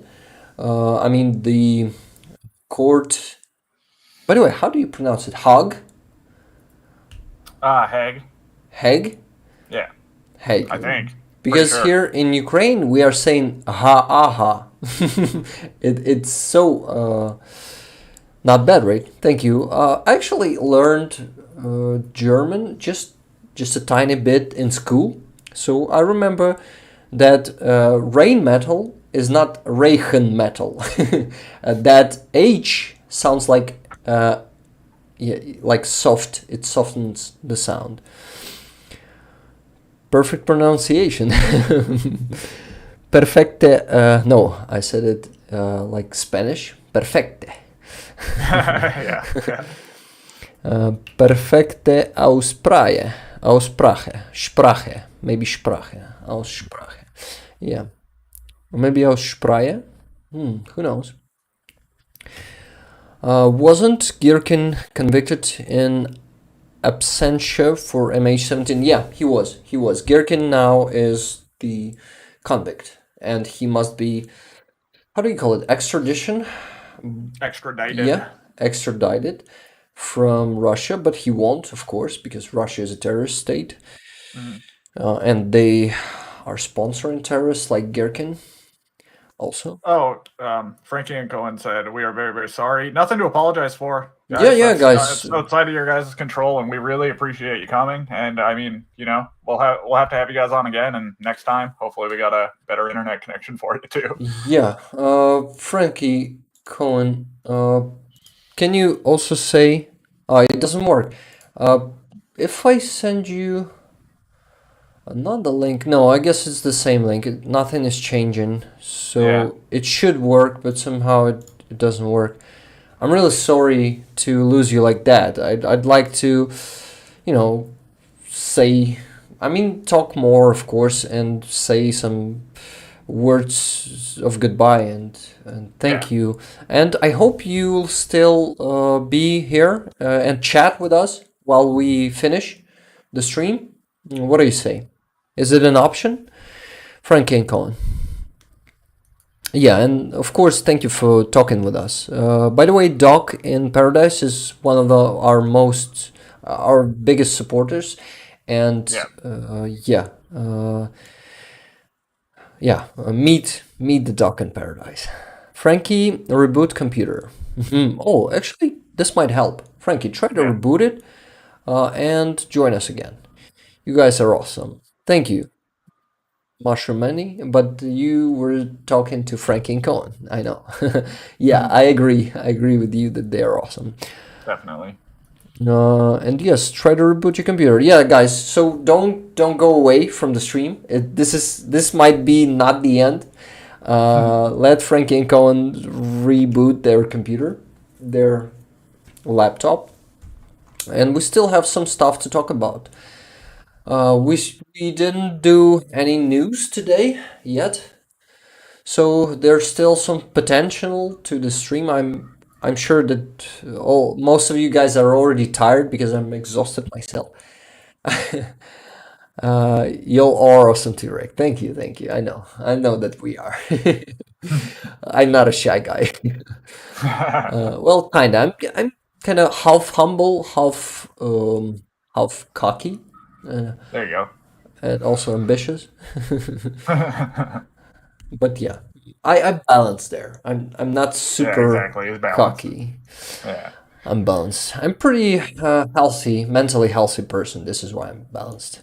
Yes, definitely, man. Yeah, you have a lot of mental fortitude with all you've been through and keeping a level head through it. It's impressive stuff, man. A lot of respect. Thank you, man. Of course. Okay, guys. Once Franky and Coen are trying to reboot, maybe. I hope they are. And yeah, Franky's still not answering the Telegram. I don't know why. But Franky, if you're there, if you're hearing me, please check your Telegram. Maybe we can figure out something there. But guys, I still want to do the fundraiser today not to do, but to continue it. All the best for the upcoming travels, Franky and Coen, and stay safe, says Absolutely. Julian Krantz. Yeah, we agree with that.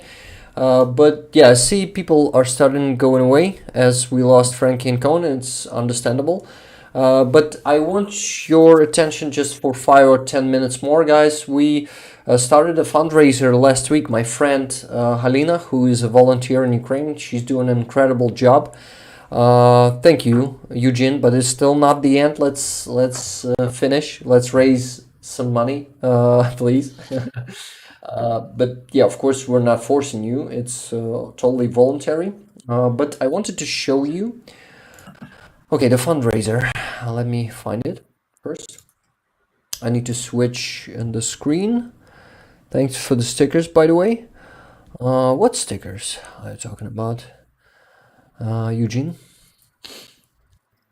And yes, the ones you're making to me. By the way, Eugene is helping me with those badges and stickers. Yeah, so it's an announcement. Some cool badges and stickers for Patreon and YouTube membership are coming. Made by my friend Eugene. Awesome. Can't wait to see him. Yeah, he's an awesome designer, doing a great job, and always helping me. Go ahead, Rick, keep talking. Yeah, I got carried away by Eugene's work. Sorry, I need to finish that. Okay, I'm switching the screen, and I just need to show you the fundraiser itself. So my friend Halina, in Ukrainian it's gonna be Halina. So she's doing a fundraiser. And I need to go to the, yeah, oh, you see it. You already see it. So we are raising funds together with her for this DJI Mavic 3 thermal drone, which is extremely needed in Bakhmut for the 36th Brigade, guys from 36th Brigade. And it's a pretty big sum of money. It's $2,500. So it's yeah, you see the price in here, 5,040 or $498. And we also almost raised half of the sum already in a week. So it's going, it's great. So, and I also see Franky and Coen were saying we also tried a hotspot from my phone, but we can't get through. Damn it! Have you restarted your laptop? Yeah, sorry, forgetting the words again. Franky, have you? No, they said we tried all. We tried all. Oh, sorry to Okay. hear Well, that. thank you so much for joining us today, guys. It was really, really amazing to, hear your story and just to, see what you guys are doing. And yeah, you have our full support, that's for sure. And, Ukraine's happy to have your guys' support. Yeah, guys, Amazing stuff.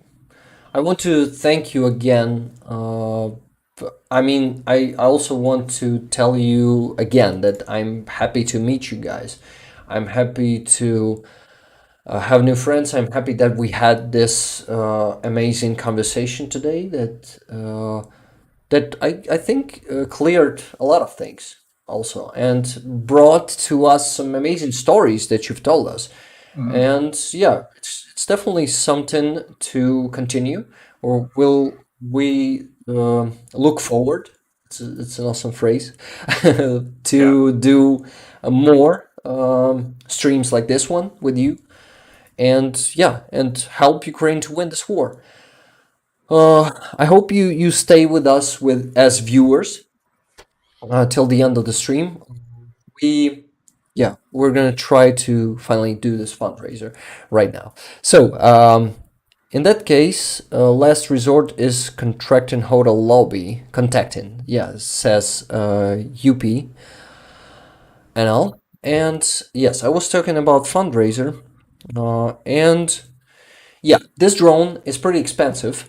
So we appreciate all the donations, because small donations, if there are many of them, like $1 or maybe half a bucks, this could be already something. So you see, all adds up.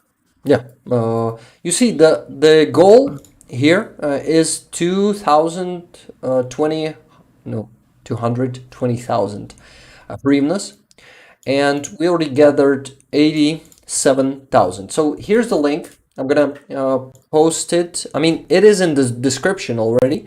If you can follow the description to get there, and I also will type it in the chat. So you guys, if you won't be able, if you wish to donate and you won't be able to donate by this link, you can use my PayPal, and I'm gonna send those money from my PayPal directly to this link right away, right here on the stream. So it's all transparent. You'll be able to see how the money goes there. So if you wish to donate something, or you have the possibility to do that, This is gonna be a huge support, and I'll really appreciate it. And this will get our victory much closer because all these fundraisers, there's many of them here in Ukraine, but each of them bringing our soldiers some good equipment, some quality equipment that can finally, I mean, this can be the last nail in the coffin Exactly. of Russian aggression. Yeah. Julian Krantz asks, does Monobank work for EU IBAN? Maybe it is. Please try to do it, but I'm not sure. But if PayPal is an option, we can do. We've been doing it already. You can send it to my PayPal. And by the way, there's a QR code just in the left bottom corner of the screen. It's my PayPal. You can use this QR code. It's new here on the stream. And yes. What else? Oh, someone already donated. Thank you very much. What? Yeah. How do I call donator? The mysterious donator. Mysterious donator. Thank you very much. Mysterious donator. Thank you very much. This will definitely help. Yeah. So to explain, I mean, to talk about a bit about this drone. This is a version of DJI Mavic drone. I mean, this model, DJI Mavic 3, is the most popular there on the front line. But this is this one has a camera with thermal vision. And Russians using tactics, lately they're using tactics to strike positions of our warriors in the night. And they... I mean, so our soldiers need to have those eyes in the sky that see in the night to be able to stop Russians and also to call some artillery on Russians. And yeah, all that stuff that need to help them to see and to also prevent Russians from getting closer to their positions unseen. When you have that bird flying over your sector, over your area of responsibility, you can see them even in the night with a birdie like this one. Yes. So UP said Ukraine is not integrated to regular EU banking, as far as I know. Yeah, unfortunately, this is why using that link will be hard to use. But you can always use PayPal, and yeah, I will just send those money right away. Okay. So while we're waiting for some requests, donation requests, we could talk about. Let's talk about your day yesterday, Rick. Oh, my day yesterday. Yeah. Yeah, this was a great day. And yeah, and I also, before I start talking about that, I saw that Franky told me the same that he told us on the stream, that we tried all. We also tried Hotspot. Yeah. Okay. Yeah, PayPal will be easier. Yeah, so if you don't want to use QR code or it's not comfortable for you, you can use my email. Just a second, I'm gonna type it to the chat. It's also, by the way, it's also on my front page, YouTube front page. Yeah. Here, I'll put the PayPal link in the chat as well. Yeah, that's it. Right to your PayPal page there. Yeah, and there's a link to my PayPal for the donation page. And you can just also use the mail. Here it is. Email is rickcole1842 42 and yeah, gmail.com. Okay, so yesterday, what happened yesterday? Yesterday I had another experience of huge touching support from Europe. Thank you for reminding me about that, Jed, because I already forgot.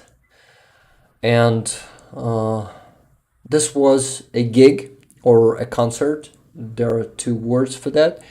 Here in Kiev, three bands visited us. This was the headliner was the band Rome.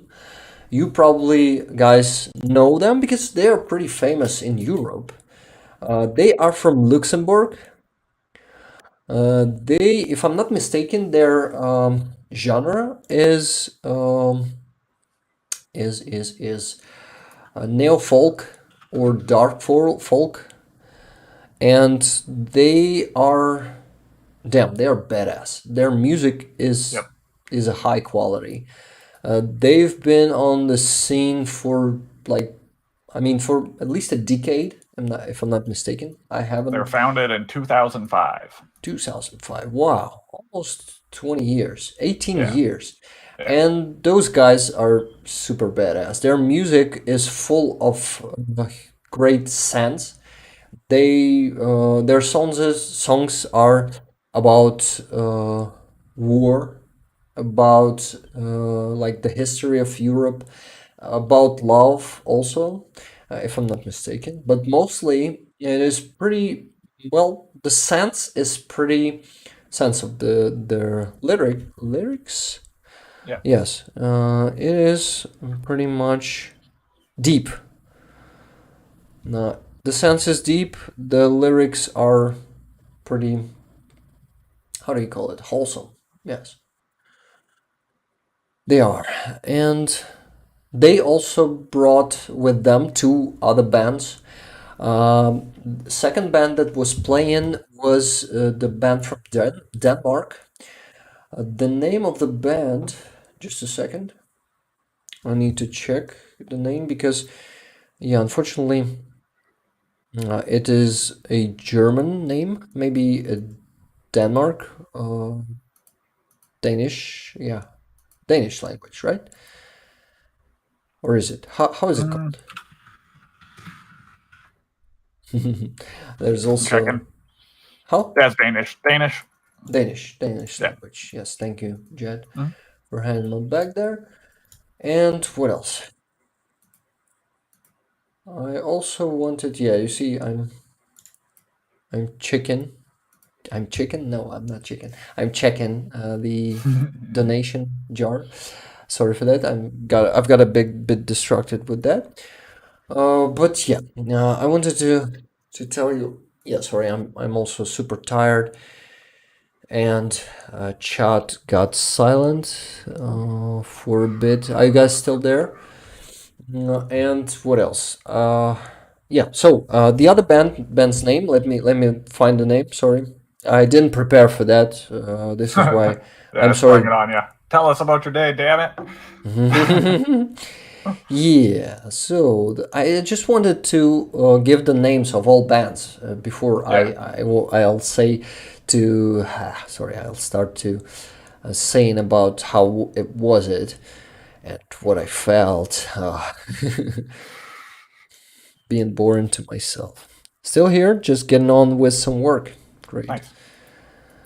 And yeah, I was looking for the name of the band. Yeah, so the second band, which impressed me deeply too, with their performance. This was just wow. This was powerful, strong, touching, and super supportive. Die Weise, maybe Rose. That's the name of the band. So the guys are from Denmark, and they were given a crazy performance and made us all cry in the end. The last song was powerful. It was like it was actually we got shaken. We got we cried and he was crying when he was it was actually he wasn't singing in that song. It was more of a music, and the music was it was the voices of Ukrainian women singing and saying some sentences, and there were many of them. It's hard to describe. It was like that noise, and that noise made us feel the pain that it made me feel the pain that our people suffered this last year, and the pain of and suffering of our people. And it was like a, how do you call it, the moment of some revelation, something like that. So it was pretty mystic. Yeah, Right. this was Mystical. super powerful. And then yeah, maybe I felt something like that before, but this time it felt like the first time. That's amazing. That's amazing. And I'd like to show you maybe one video from the concert, maybe two of them. Yeah, do it. Yeah, maybe there will be some copyrights also because Rome are pretty famous. But Yeah, maybe. Hey, here, I gotta pee one more time. I'll be right back. Okay. 2 seconds. Oh no, so I'll wait for you to get back. Okay, cool. And Thank you. I also got a P2 for more than an hour. So guys, if you will excuse us just for a minute, okay? We'll be back just in a minute. We're still here. Okay? Thank you.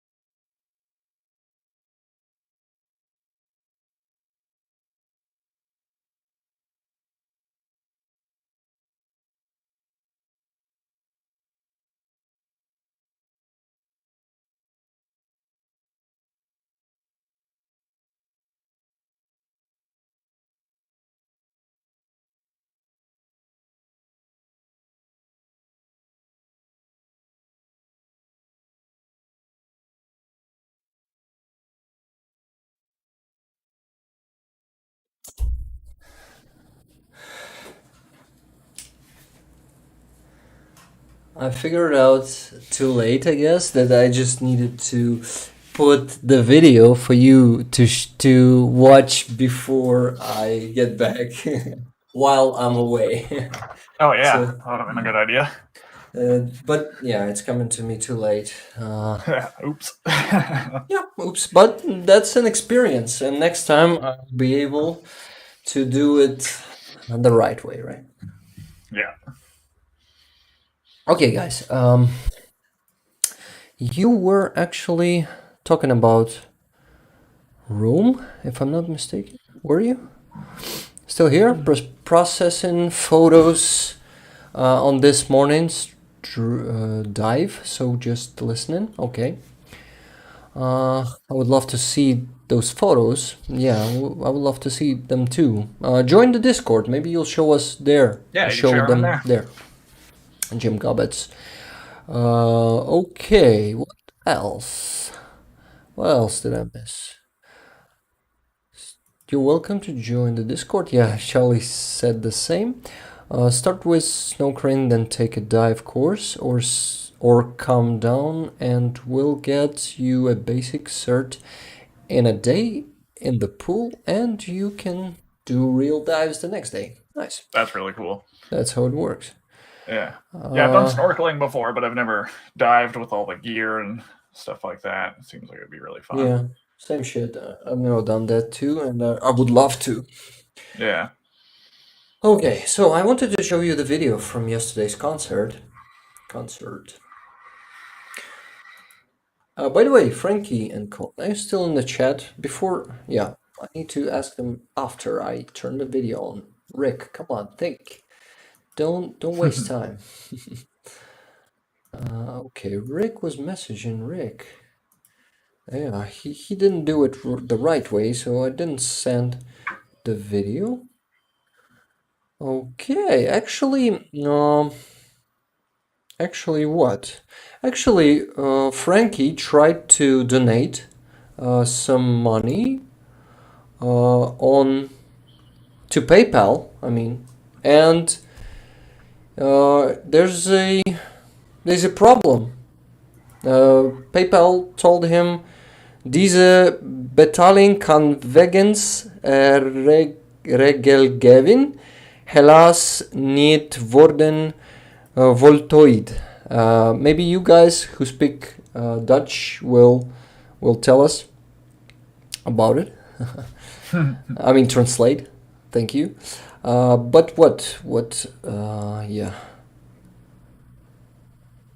I'll ask Franky just a second. I'll ask Franky to use my not the link, but my email.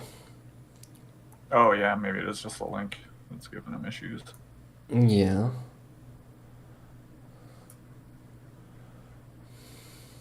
Just a second. Okay, yes. I've messaged Franky, and I need to send the video now. Yeah, I just need to pronounce what to do. This is why it will help to stay focused on the task, on the mission. Okay, sending it to Rick the Ukrainian. I'm going to throw Franky and Coen's YouTube link in the chat as well, just so people can go drop them a subscription and keep up with what they're doing. Yeah, thank you for that, Jet.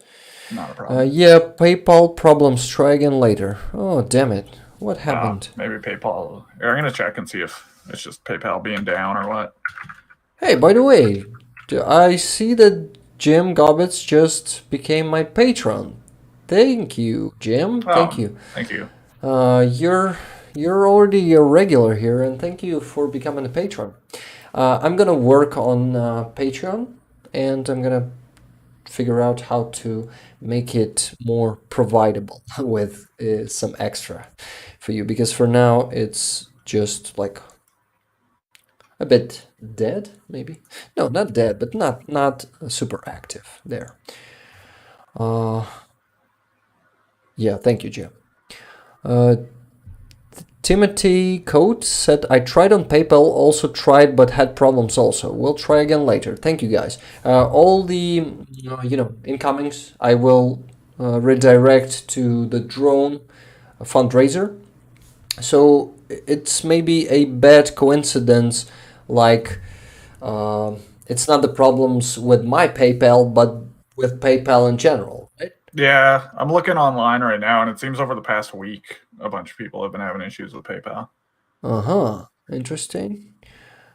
So yeah, becoming a patron is a best way to support us right now, right? Yeah. Not the PayPal. Interesting that I see that UP says that maybe payments to military projects are blocked, but mine is not a military project. I wonder, no, it's not an issue in this case. I'm just a civilian person who is on PayPal. I mean, on PayPal, I don't.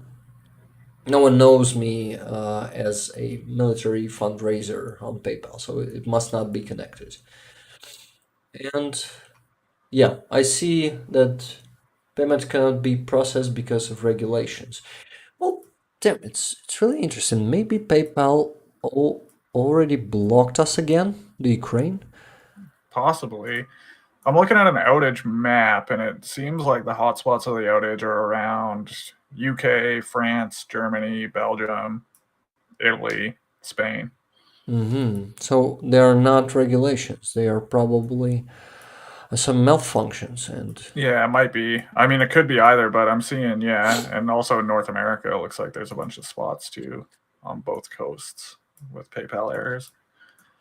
okay, so it's just a bad moment to do this, It could right? be, yeah.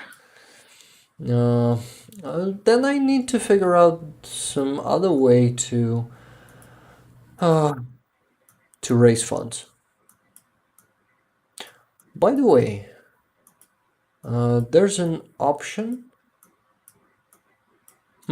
Where Well, if people use the Monobank link and then go through their Google Pay, that's one way around it, because Google Pay kind of circumvents the international banking nonsense that you might run into. But that said, hopefully just, PayPal's working fine next stream, but I don't think we're going to see any resolution by the end of the stream on that front. Yeah. See. Probably hacked by Russia. Yeah, they probably. I mean, they could be.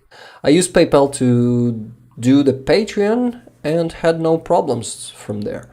I guess because I didn't connect my PayPal directly to the Patreon. So you sent to my Patreon account. Yeah, because that's also a different PayPal function than peer-to-peer. Like peer-to-peer works on a different network than online checkout. And online checkout is essentially what you're doing when you're subscribing to like Patreon or whatever. If you're using PayPal to buy something online, it's just the online checkout rather than the peer-to-peer. Okay. Yeah, see, we streamed for a very long time already. 2 hours and 16 minutes, almost 17. And people are starting leaving, and I understand it. I'm also tired. Yeah. I need to show you that video real quick. I mean, finally, sorry. Yeah.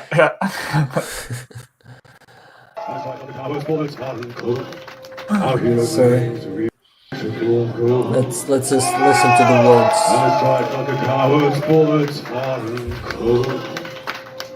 Our heroes' names wield bright like swords, and none have ever fallen here for naught. They will take more than a madman's murdering force. Let them meet the wrath of this Zion youth, and their blood shall be our bright new dawn's doom. For we will rebuild all this anew. Shine through golden fields, bright sun. Swallow the rain. Shine through golden fields, bright sun. Their treacherous words, they are like faithful ghosts, and they hide in the ooze of night and seek my voice. And I strike like a coward's bullets far and close. We'll march them back to choke on the many lies they invoke. Follow the night, shines the golden fields, bright sun, bright is sun. Follow the night, shines the golden fields, bright sun, bright is sun. The golden fields, bright sun, bright sun. Slow raining, shine through the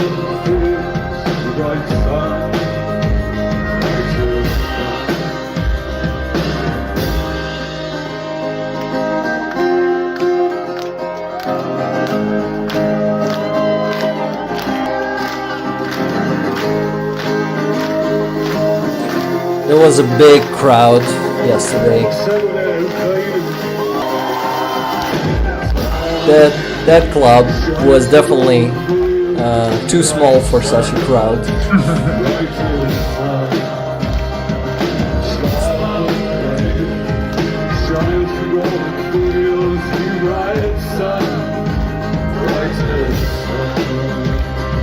Maybe I'm showing you this video for too long, but I just want you to hear this song fully and to kind of be there.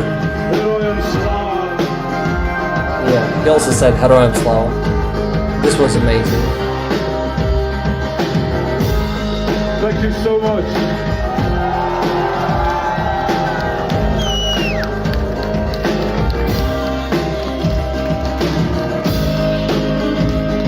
Thanks to Igor for inviting us over tonight. We'll be back soon, sure.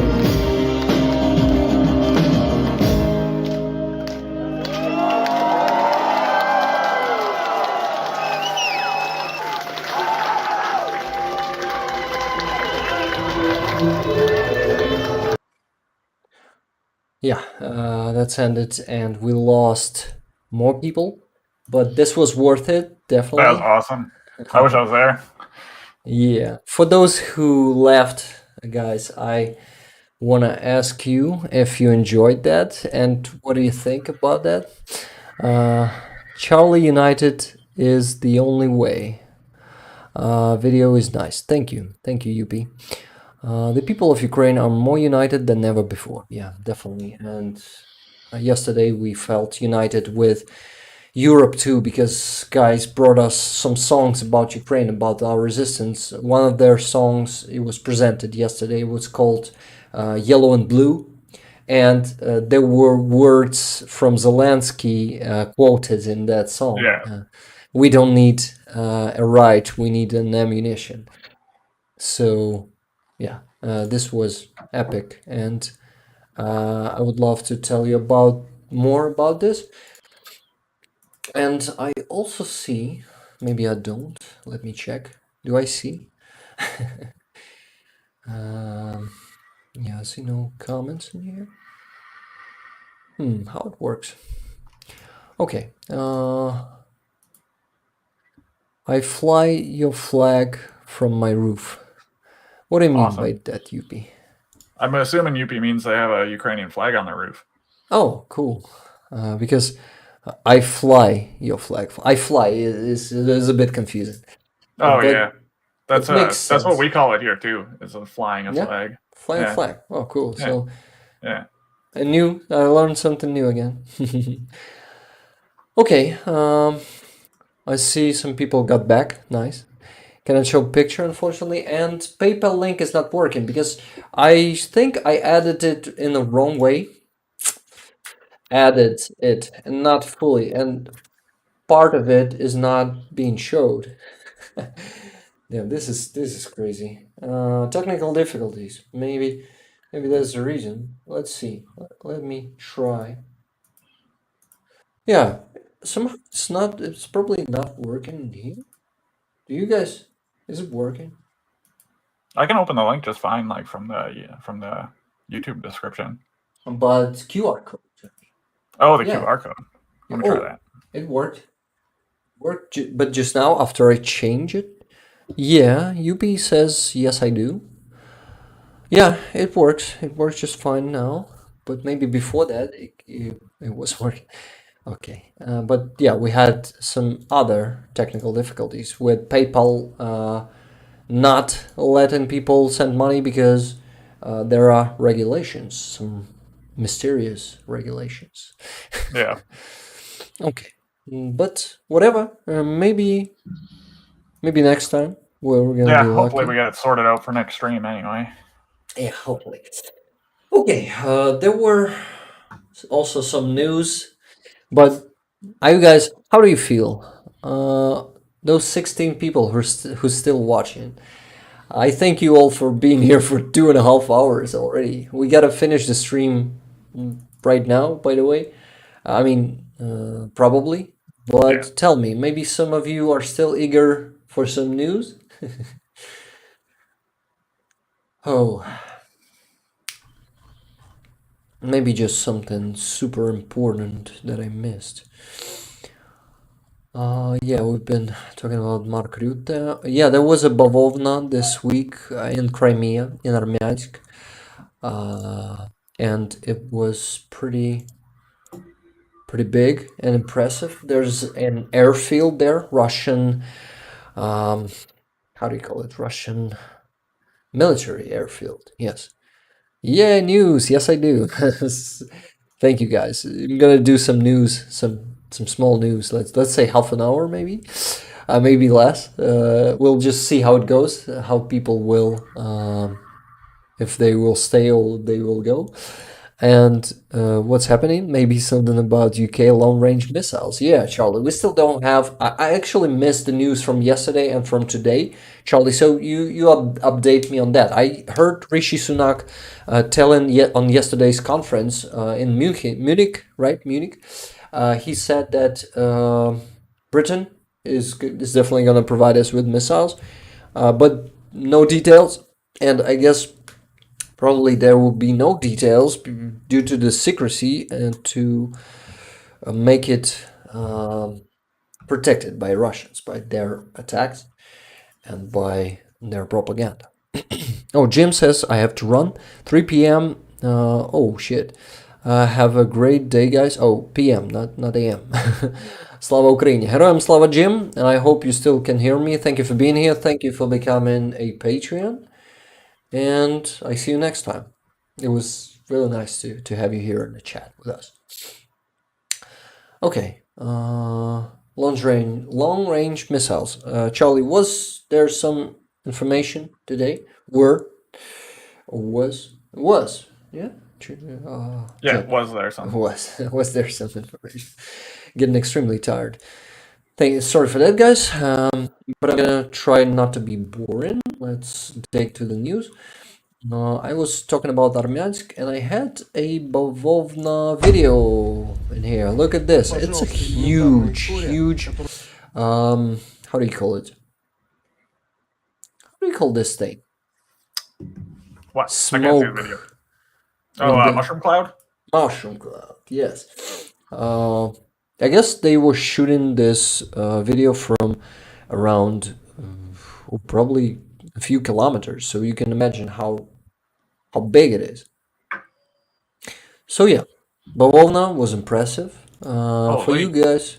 Yeah, by the way, guys who is listening, tell me in the chat, do you know what Bavovna means and what it means for the last year here in Ukraine? What does it mean?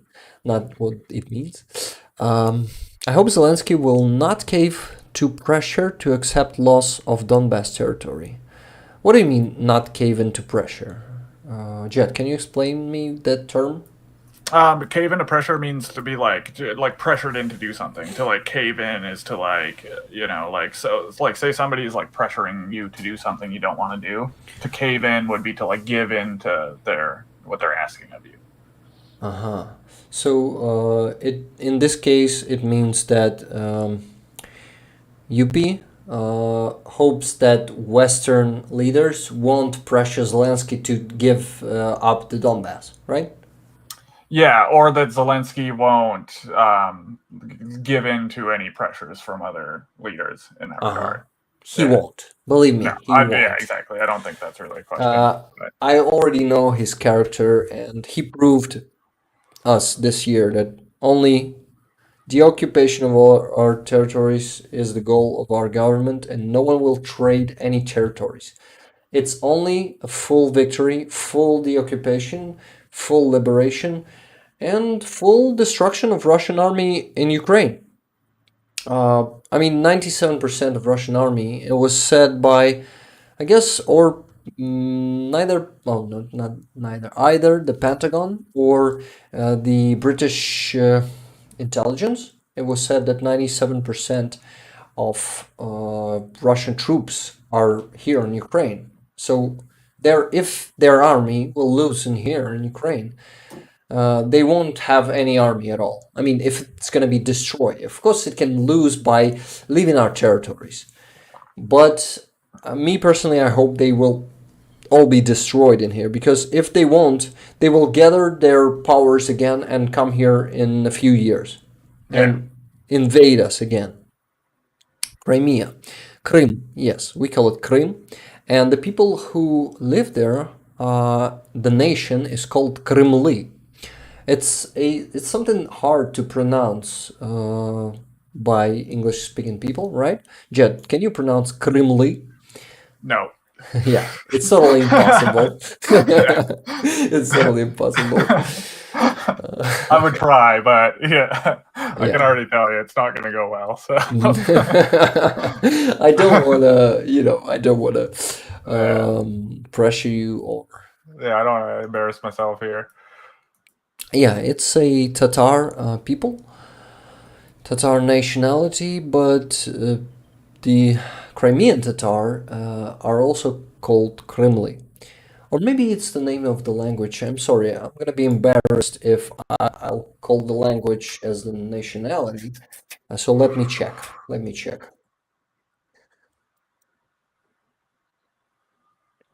Yeah, the nationality is Kremlin. I was right. Yes. Amazing. I wasn't mistaken. Nice. Very nice. My conscience is clear. Yupi says, I hope so. Rex, many say Ukraine must compromise. I see that the goal of the coalition of 51 country, the Rammstein, so-called Rammstein coalition, it is dedicated, and they all say and give statements that they are dedicated to the occupation of all of our territories, and the compromise is a Russian narrative which is pushed by all those helpful idiots in Western press and also like clearly Russian agents in press and politics. There's always a small percentage. Even in U.S. Congress, there are those Trumpists who say that we're Nazis and stuff like that. Yep. There's always going to be some marginal percentage of those. Unfortunately, we have to deal with it. We have to be patient and just go to our goal and reach it in the end. UP was also saying several countries want Ukraine to cede Crimea from peace. What is cede actually? Just like to give up. Give up. Okay. Yeah. A new word for me too. Okay, guys. I think we gotta finish for today. This was a lot. Yeah, big stream. A lot in a good sense, of course. I really appreciate all of you guys for being here with us today, for coming. And of course, I want to give a huge thanks to Franky and Coen, of course, for doing this amazing co-stream with us. And it was kind of a interview too. I was glad to together with Jet. Jet, I hope you was glad to be an interviewer too today. Oh, of course. No, this was awesome, man. I was really excited to meet them. I did a little bit of in the time I had, I did a little bit of research just to figure out who they were before I jumped on stream and stuff. And yeah, I was really excited to meet them, and it was really cool just to hear from them and how it all started and how they, plan to continue with their journey, man. It's awesome. And I don't know, man, like just the support from everybody is really amazing. And the sacrifice, that's one thing I wanted to ask them about too, is like, which maybe on the next stream we can talk about it, but because obviously sacrifices have to be made to drop everything you're doing and go on a humanitarian mission, and that's huge. And it's a lot to sacrifice your daily life to support others. It's a really amazing thing. Yeah, and for example, me, I wasn't able to make such a sacrifice, so I understand how big it is, and how I also had my friend who was next to me since day one given herself to this, and yeah, I tried to give myself, but I couldn't. And yeah, good news, I just received $55 from TDC Online Enterprise, LLC. Who was that, guys? I really want to thank you. Please give me the notice in the chat. Who was that? I'm gonna redirect them right now on the stream so you could see. So give me a minute. Please stay here with us, especially TDC Online Enterprise LLC. Yeah, thank you guys. Stay Thank you for here. the donation. That is Thank you huge. very much. It's a huge donation, by the way. Thank you. Good stream. Very informative. Love for Franky and Coen. They are nice, warm people.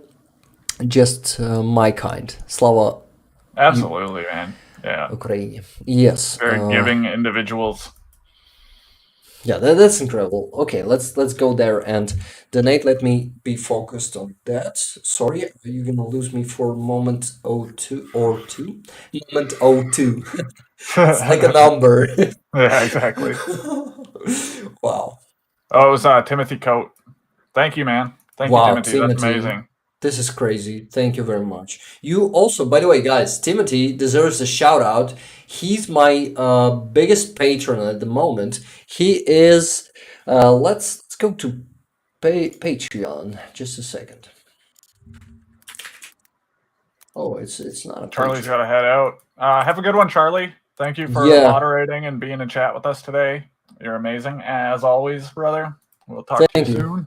Thank you so much, Charlie, for being here. Yeah, you're amazing. All that Jed said, I'm definitely joining that. Слава Україні, Чарлі. Ми точно переможемо. Yeah, you know what that means, I hope. And yes, thank you again.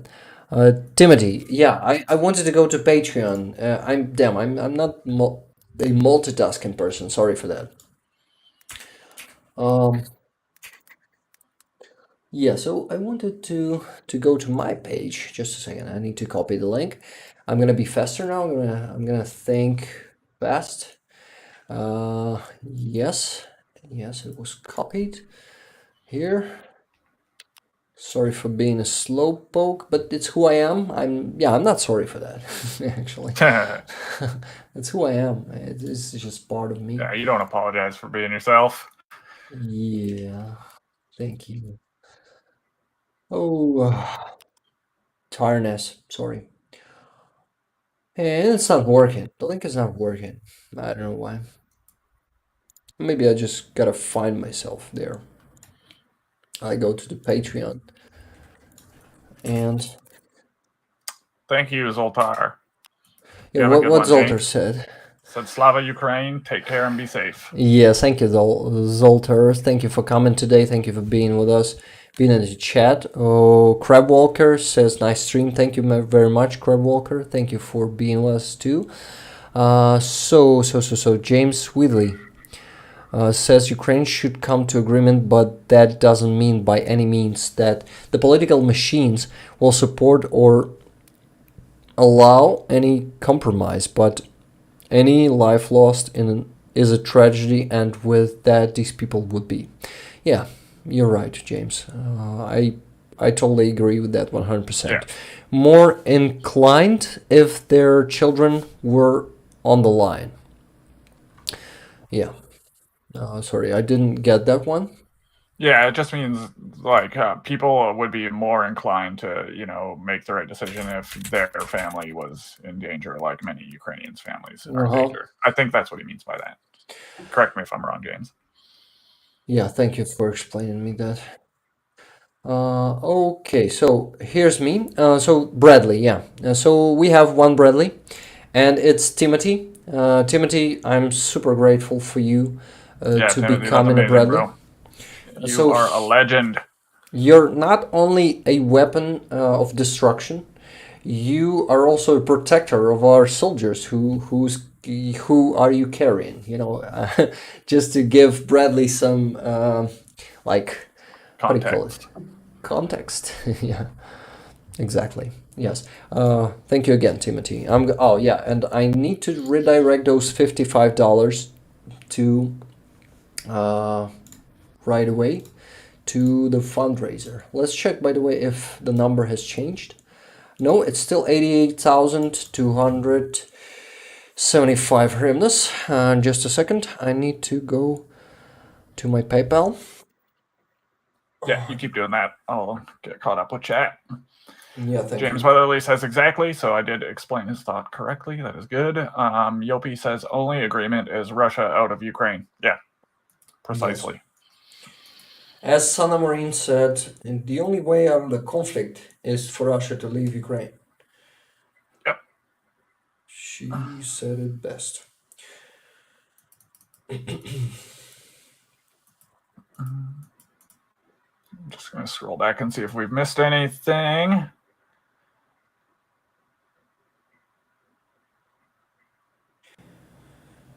Okay, I'm almost there. First, I need to send the money from my PayPal to my card, to debit card, and then donate it on this page. So, just a second, guys. Timothy Coates says, do not worry, y'all are great, proud French Canadian American. Always will support our brothers in Ukraine. That's cool. I'm Canadian too, Timothy. Yeah. So shuts out. Thank you so much, Timothy. You've been a huge support for the last, I don't know how many streams. You're awesome. Yeah. Always happy to have you here. We're happy to have you here. Okay, next.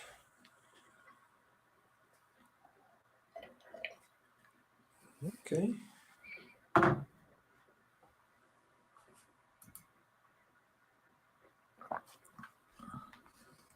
Okay, it's gonna be 2011 hryvnias. Wow, that's a lot.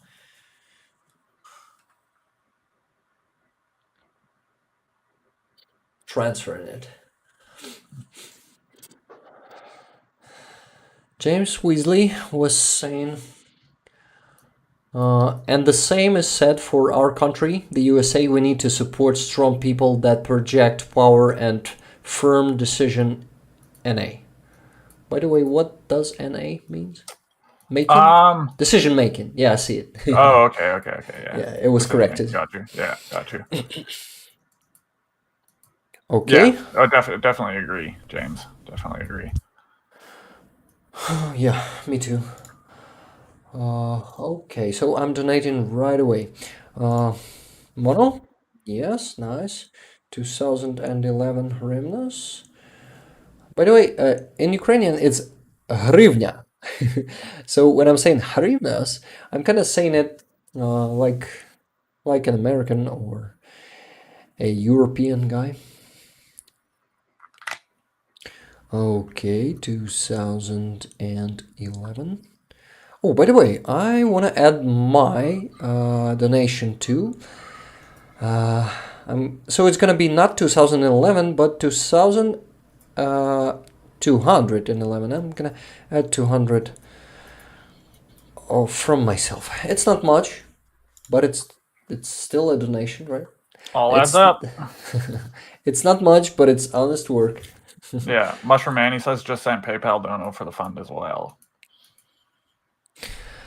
Just send PayPal. Okay. Yeah, I see it. Paul Davison says PayPal working now. Amazing. Possibly, but try. If it doesn't work, it doesn't work. There have been issues with PayPal over the past week. Yeah, but just let me see. I think I got the next donation. Wow, $15 from should I say a name?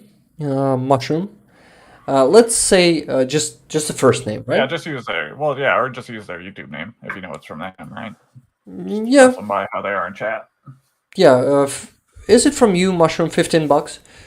If you want to say how much you sent, of course. I know that some people don't want to say how much money they sent.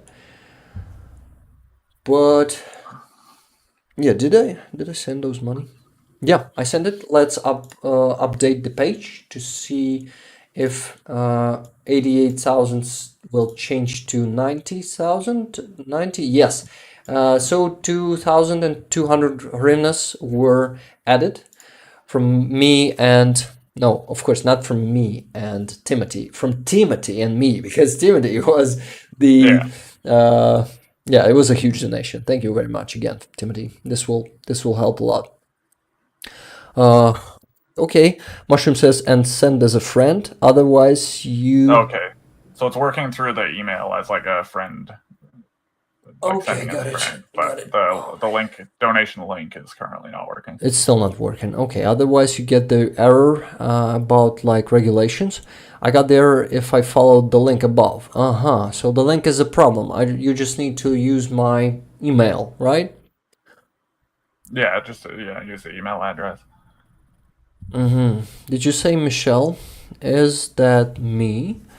I've been trying for a few minutes, once $5, once $10. No, it was not Michelle, sorry, it was Kevin. Yeah, I'm gonna say the first name. It was just Kevin. Not just, it was Kevin.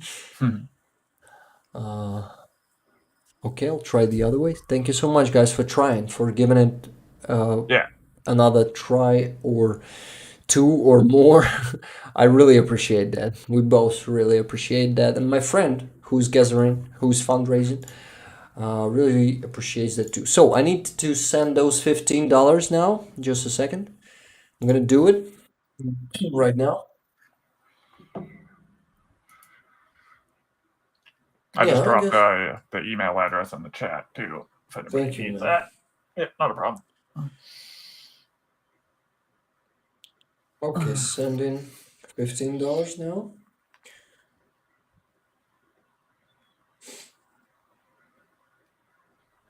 It's gonna be 548 hryvnias. Great. Okay, so I have an idea. Once I once I will have more Patreons and more funds there, and also from YouTube membership, I will add the money to each donation of yours. I will add some, just like this time when I added 200 to Timothy's 2,000. I will just, how do you call it? Supplement. Supplement, yes, that's the word. I will just supplement the donation. Okay, I received those 548 hryvnias. Now let's go there again to the donation page. Yes, so yeah, I didn't, yeah, I gotta paste it in here first for you guys to see. Yeah, I didn't do it last time, but you saw the sum change. I just want it to be transparent, guys. Yeah, that's why we do it all on stream, just so you guys know it's going where you want it to, or where it's intended to be. Yeah, guys. Okay, so it must be around 91,000 after I do this one. Yeah, 548, it's been pasted there. Great. Done. Almost done.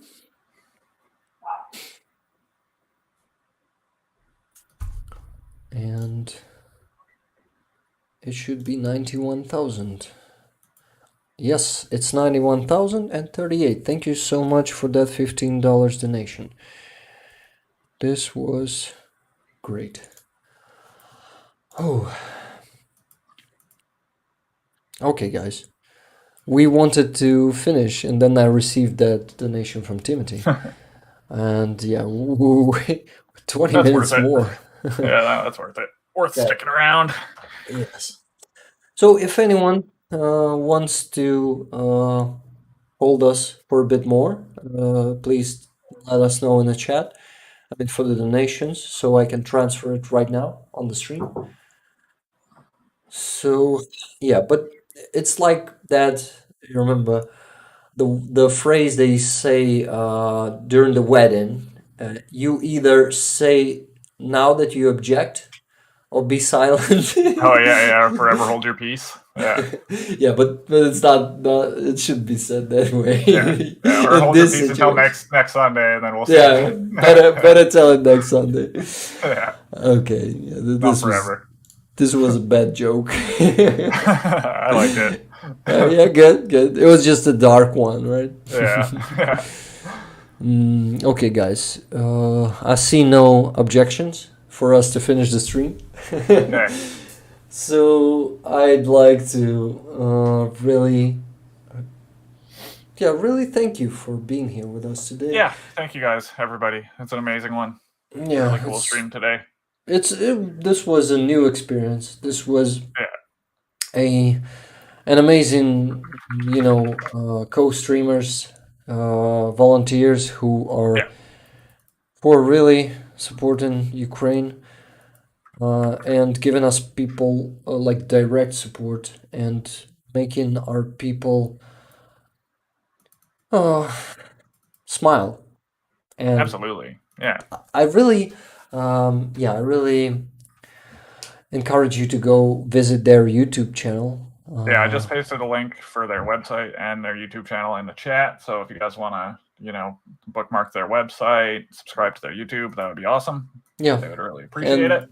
There are a lot of videos there on YouTube that are showing what smiles and and love they're given to people in Ukraine. Thank you, Yupi, for being super active in the chat today. Yeah, thank you, Paul. Thank you, Yupi. Thank you, Manny. Thank you, James. Thank you, Timothy. Oh, Riga. Glad to see you. Evening all, sorry I'm late to the party. Yeah, this was a super interesting stream. Watch the recording if you have time. This is gonna worth it. Definitely. Yeah. YTCF says, okay, I think it went through. Let me check. I still don't see. You mean it went through the PayPal or maybe in Monobank? Let me check. No, not in Monobank, but maybe to PayPal. No, I see no incomings in PayPal at the moment. Yeah, can you specify, please? YTCF? Yupi says, take care, Ukrainians. Love to you all and stay warm. Love to you too, Yupi. Yeah, love to you too. PayPal to Gmail. YTCF says PayPal to Gmail. They said it went through. PayPal to Gmail. Okay, I see no notification, but I'm gonna go to PayPal and see if the sum has changed. Yeah. I received it. Awesome. I just didn't have. Oh yeah, and now I have the notification on my mail. Awesome. So it's $10. $10 from Michelle. Thank you very much. This is just amazing. And I guess it is even more than 10 because let me check. There's still $20. So this was another donation from someone, another $10 that I didn't have notification for. Interesting. So I'm gonna donate even more. I'm gonna donate not $10, but more than 20. I guess it's 22 or 23. Awesome. Okay, for those who wanna see how I'm gonna be donating, stay with us. We're staying here for the right cause, and for those who wants to go, thank you guys. See you next week. I see people started going away. Yeah. And it's a good thing too, because people are tired and they gotta rest. And Yupi, also, if you're still there, really nice to meet you. And I'm sure that we're gonna see you next week, right? Okay, so let me check how much I need to check the PayPal. Paul Davison, pardon me, he says, done, just had to update their PayPal app, so you should be getting one from them as well. Okay, great. Great. I'm gonna check that one too. So it's awesome content. Thank you, gentlemen. You're course. very welcome. Thank you for being. Thank you for being here, yeah, and supporting us. I also, by the way, you YTCF, we see you here not for the first time, so thank you so much for the support. And okay, so bills. Also am trying to. Yeah, I can also see recent activity. Yeah, Paul sent us money. Yeah, awesome. It was 11:44 from Paul. Thank you so much. You guys are actually giving some pretty generous donations here. Thank you. I mean, even $1 is amazing, but given $10 is it feels like very generous donation to me. Absolutely, it is generous. It's amazing. Thank you, guys. Riga says, unfortunately, it says I can't donate due to regulations. Yes, that's if you try the link, that'll happen. But if you manually do it as if you're sending to a friend and use Rick's email address, it should work. We'll paste that in the chat again, too. It's that Gmail address right there that I just posted. Yeah, so there's a problem with my link. Okay, I got it. Yeah. Maybe because this link refers to me as Ukrainian and to receive donations. They probably done something like that. So, okay, I'm gonna figure it out. I have several other options. For example, Streamlabs offering their own donation through PayPal. So maybe that link will work. I'll get prepared. We'll figure something out for next stream. Yeah, for the next stream, definitely. Those regulations are really screwing you up, I see. Yeah, this time. This time, definitely. But last time we had no problems because we were using only email. I just made this link to simplify the process, to make it more comfortable for the people. But it seems there was a mistake. More complicated. And we should have stayed at the regular way for donations. Okay, so it's gonna be $21.44. Just let me transfer it. Okie dokie.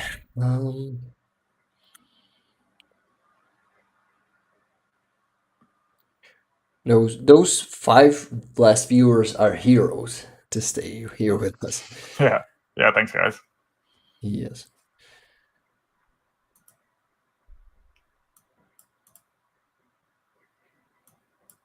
Ideal. Interesting. Something we'll look into. 21.44. Okay, transfer money, and it's gonna be 784 hryvnias. Wow, that's generous. Thank you both, Paul and who else was it? YCTF. Yes, thank you guys. Yeah. It's your donations summed up. Noted. Thanks. Give me a minute. Okay, Riga. Thank you very much. Then we're waiting for you to donate, to transfer it right on the stream. Okay. Now it feels like a telethon, that marathon. We just need to provide some more entertainment. Maybe I'll sing or dance. No, I won't. A variety. Not today. Judd, maybe you wanna give us some entertainment? I don't dance before breakfast. Shit, 3 hours without breakfast because of me. Sorry, man. No, it's okay, bro. You're probably exhausted. I'm getting hungry, that's for sure. By the way, Judd, if you feel tired, you can go. Well, we're almost done here. I'm gonna stick around until we wrap it up. Get some food in me. Charlie, we started receiving more donations. This is why we're still live. Yeah, we are making donations right to the jar. I mean, the regular process, me transferring from PayPal to the card. And now I gotta do, let me check, 784 hryvnias. 784, it's 21.44 bucks from YTCF and Paul. Thank you, guys. So yeah, I'm gonna do it. Just a sec. And that song where Rome sings Slava Ukraini, the golden fields. Well, my voice is really shaking up. Slava Ukraini. I'm not a singer, guys. I'm terrible at it. Nah. Well, not terrible, but definitely need to work for years to make myself. Yeah, well, the old 10,000 hours rule, right? Yeah. Okay, I'm a bit shy, but Ой, у лузі червона калина похилилася. Yeah, you see. But yeah, that was a bit of me singing Oh Червона yeah, it's Калина. great. And I hope you liked it. Okay, I got another donation, I guess. No, Yeah, that's from Riga. it's the old one. Still, sorry. I mean, I don't have the notification yet, but I probably already got the donation. Need to check it directly on PayPal because. Okay, please check account. Yeah, I will check. Okay, 784. Was it added? Let's check. Oh. And I'm super hungry too, Jet, so I get you. Yeah, our last donation from Paul and YTCF went through. So it's 92,000. Guys, we're heading pretty close to half of the sum. We need, at least 20,000 more. And the 20,000 is $500. Wow, that's huge. Some Shena Metal Ukraina. I need to put the hand to my heart. And okay. No, I'm shy. I'm too shy to sing more today. Sorry, this is the limit for today. Sorry, guys. Yeah, you guys. Next time I will definitely sing our hymn. Love it. Hey. Yeah, that's the one. Червона Калина. There are words. Hey there. Okay, so I also wanted to check the PayPal account if Riga's donation came through. Let's check. Yes, it came through, Riga. Awesome. Checking the sum, just a second. Yes. Riga, may I say your first name? Love seeing that number grow after listening to the anthem limited to 20 different groups. What do you mean? I'm a bit confused, Timothy. Oh, listened to 20 different groups. Well, that still doesn't make it less confusing for me. Yeah, please tell us what you mean. Or did it maybe listen to 20 different groups version of the groups anthem? Like bands? Yeah, bands. You mean bands? Here in Ukraine, we call bands groups. Actually. Yeah, Canada too. Oh, too. Yeah, got it.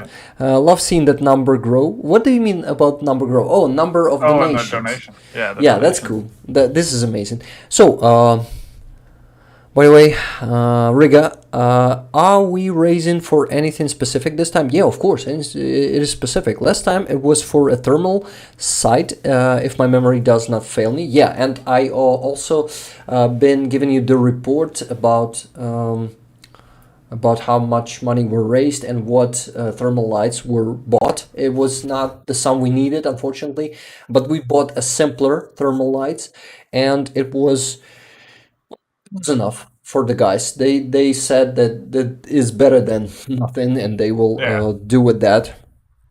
Rick, you should said Добрый день, everybody. Yeah, the Добрый день, everybody. Something like that. The Boris quote. Okay, so we gotta go with Rigas. So Riga, that's the bad boy we're raising money for. It's a DJI Mavic 3 thermal. So it's also a thermal lights, but attached to the drone, and it's super needed because Russians, they do many of their operations during the night, and our soldiers need to see them getting closer to positions to prevent them to get there and to attack our soldiers.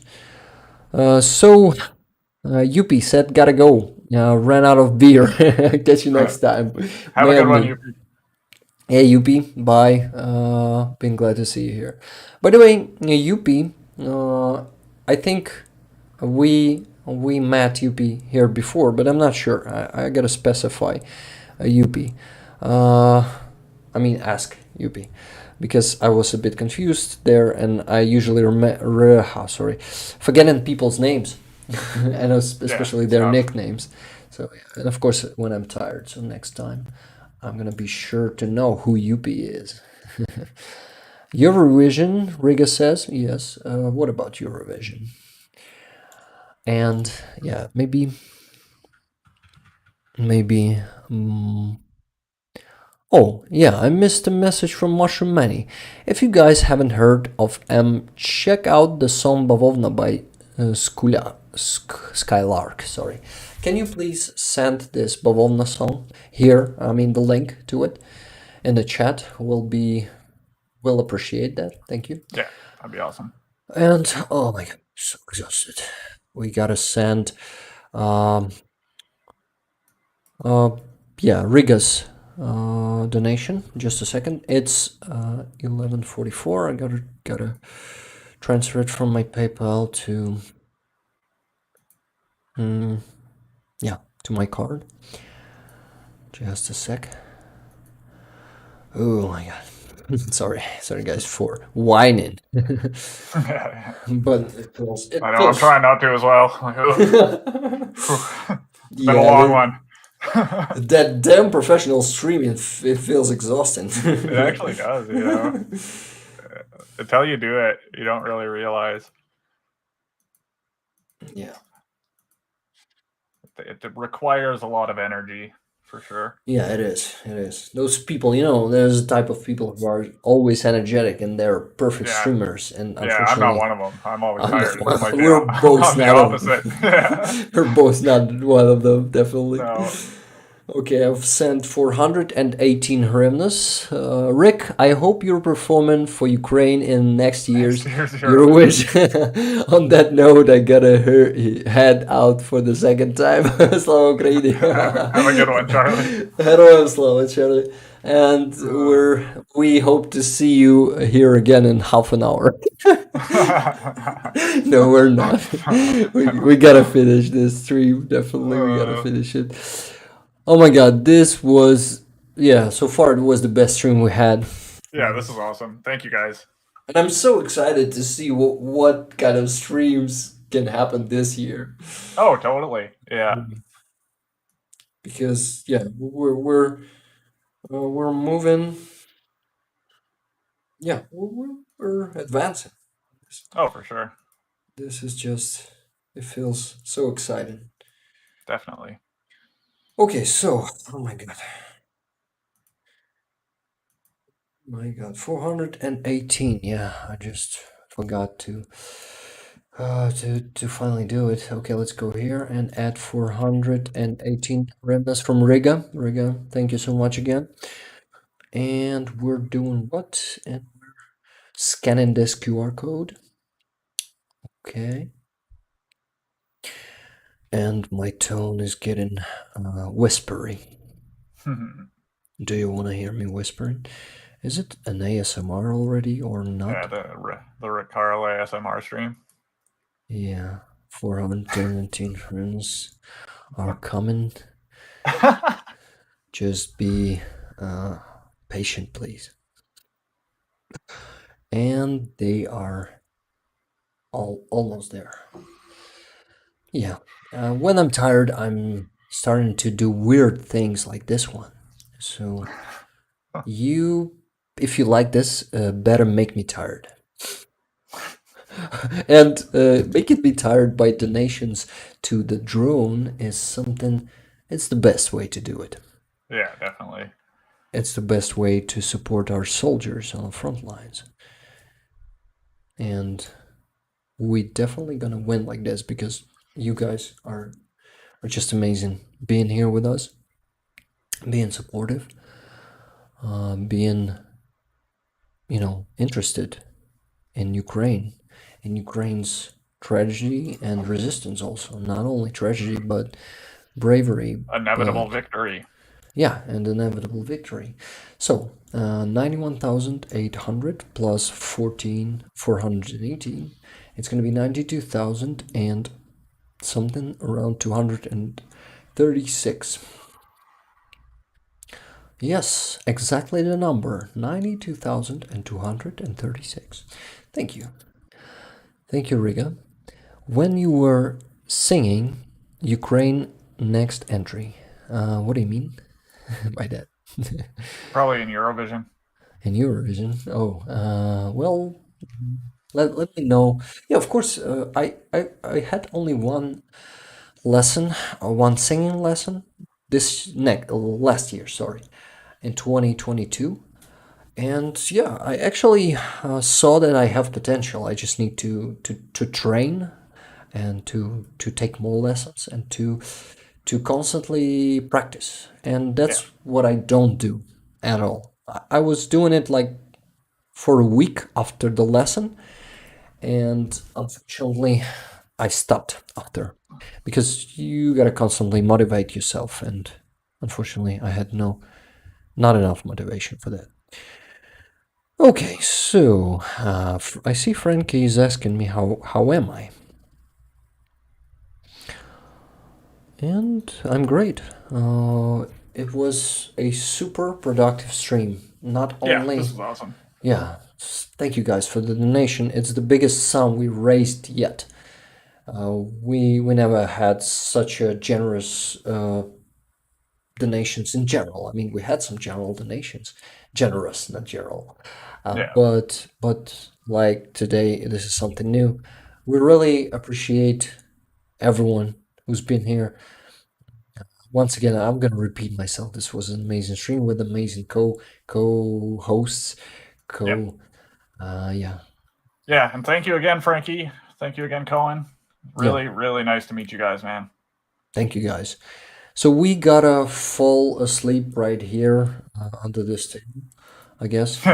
I'm talking about me, and Jed has only the morning. He gotta go get that breakfast. Goddamn. Yeah, I gotta eat. You gotta go eat, and also you've been frozen for the last like. Yeah, I noticed that on the stream. It's a funny pose to be frozen into. So that's right on. Enjoy that, everybody. 10 to 15 minutes. Yeah. Mushroom Money said, "I'm glad I caught this one. I usually miss them because of my hectic schedule." Hey, we appreciate you when you have the time to come through, man. It's awesome. Yeah, actually, Manny, I see you like in almost every stream. I didn't notice that you miss them at all. YTCF, good night, everyone. Thank you, YTCF. Good night to you too. And yeah, it is a funny pose, isn't it? Funny post? Pose. Yeah, no, funny pose. He's talking about mine. Oh, yeah, Jed. This is a funny one. Yeah. Like, you're actually, you know, how they did back then. They were taking their hat off to show respect. Yeah, tipping the hat. Yeah, exactly. Yeah. Tipping the hat? Is it called? Yeah. Okay, tipping the hat. So you're doing that. Okay, guys. Hey. We'll never finish today's stream like that. Okay. Thank you. You're the best, guys. You're just. Oh gosh, I think I probably got another donation, or maybe this was this was just a notification for an old one. Okay, so yeah, it was Anthony's donation. Thank you again. Yeah. Slava Ukraini. Heroям slava. Love you guys. Thank you for being here with us.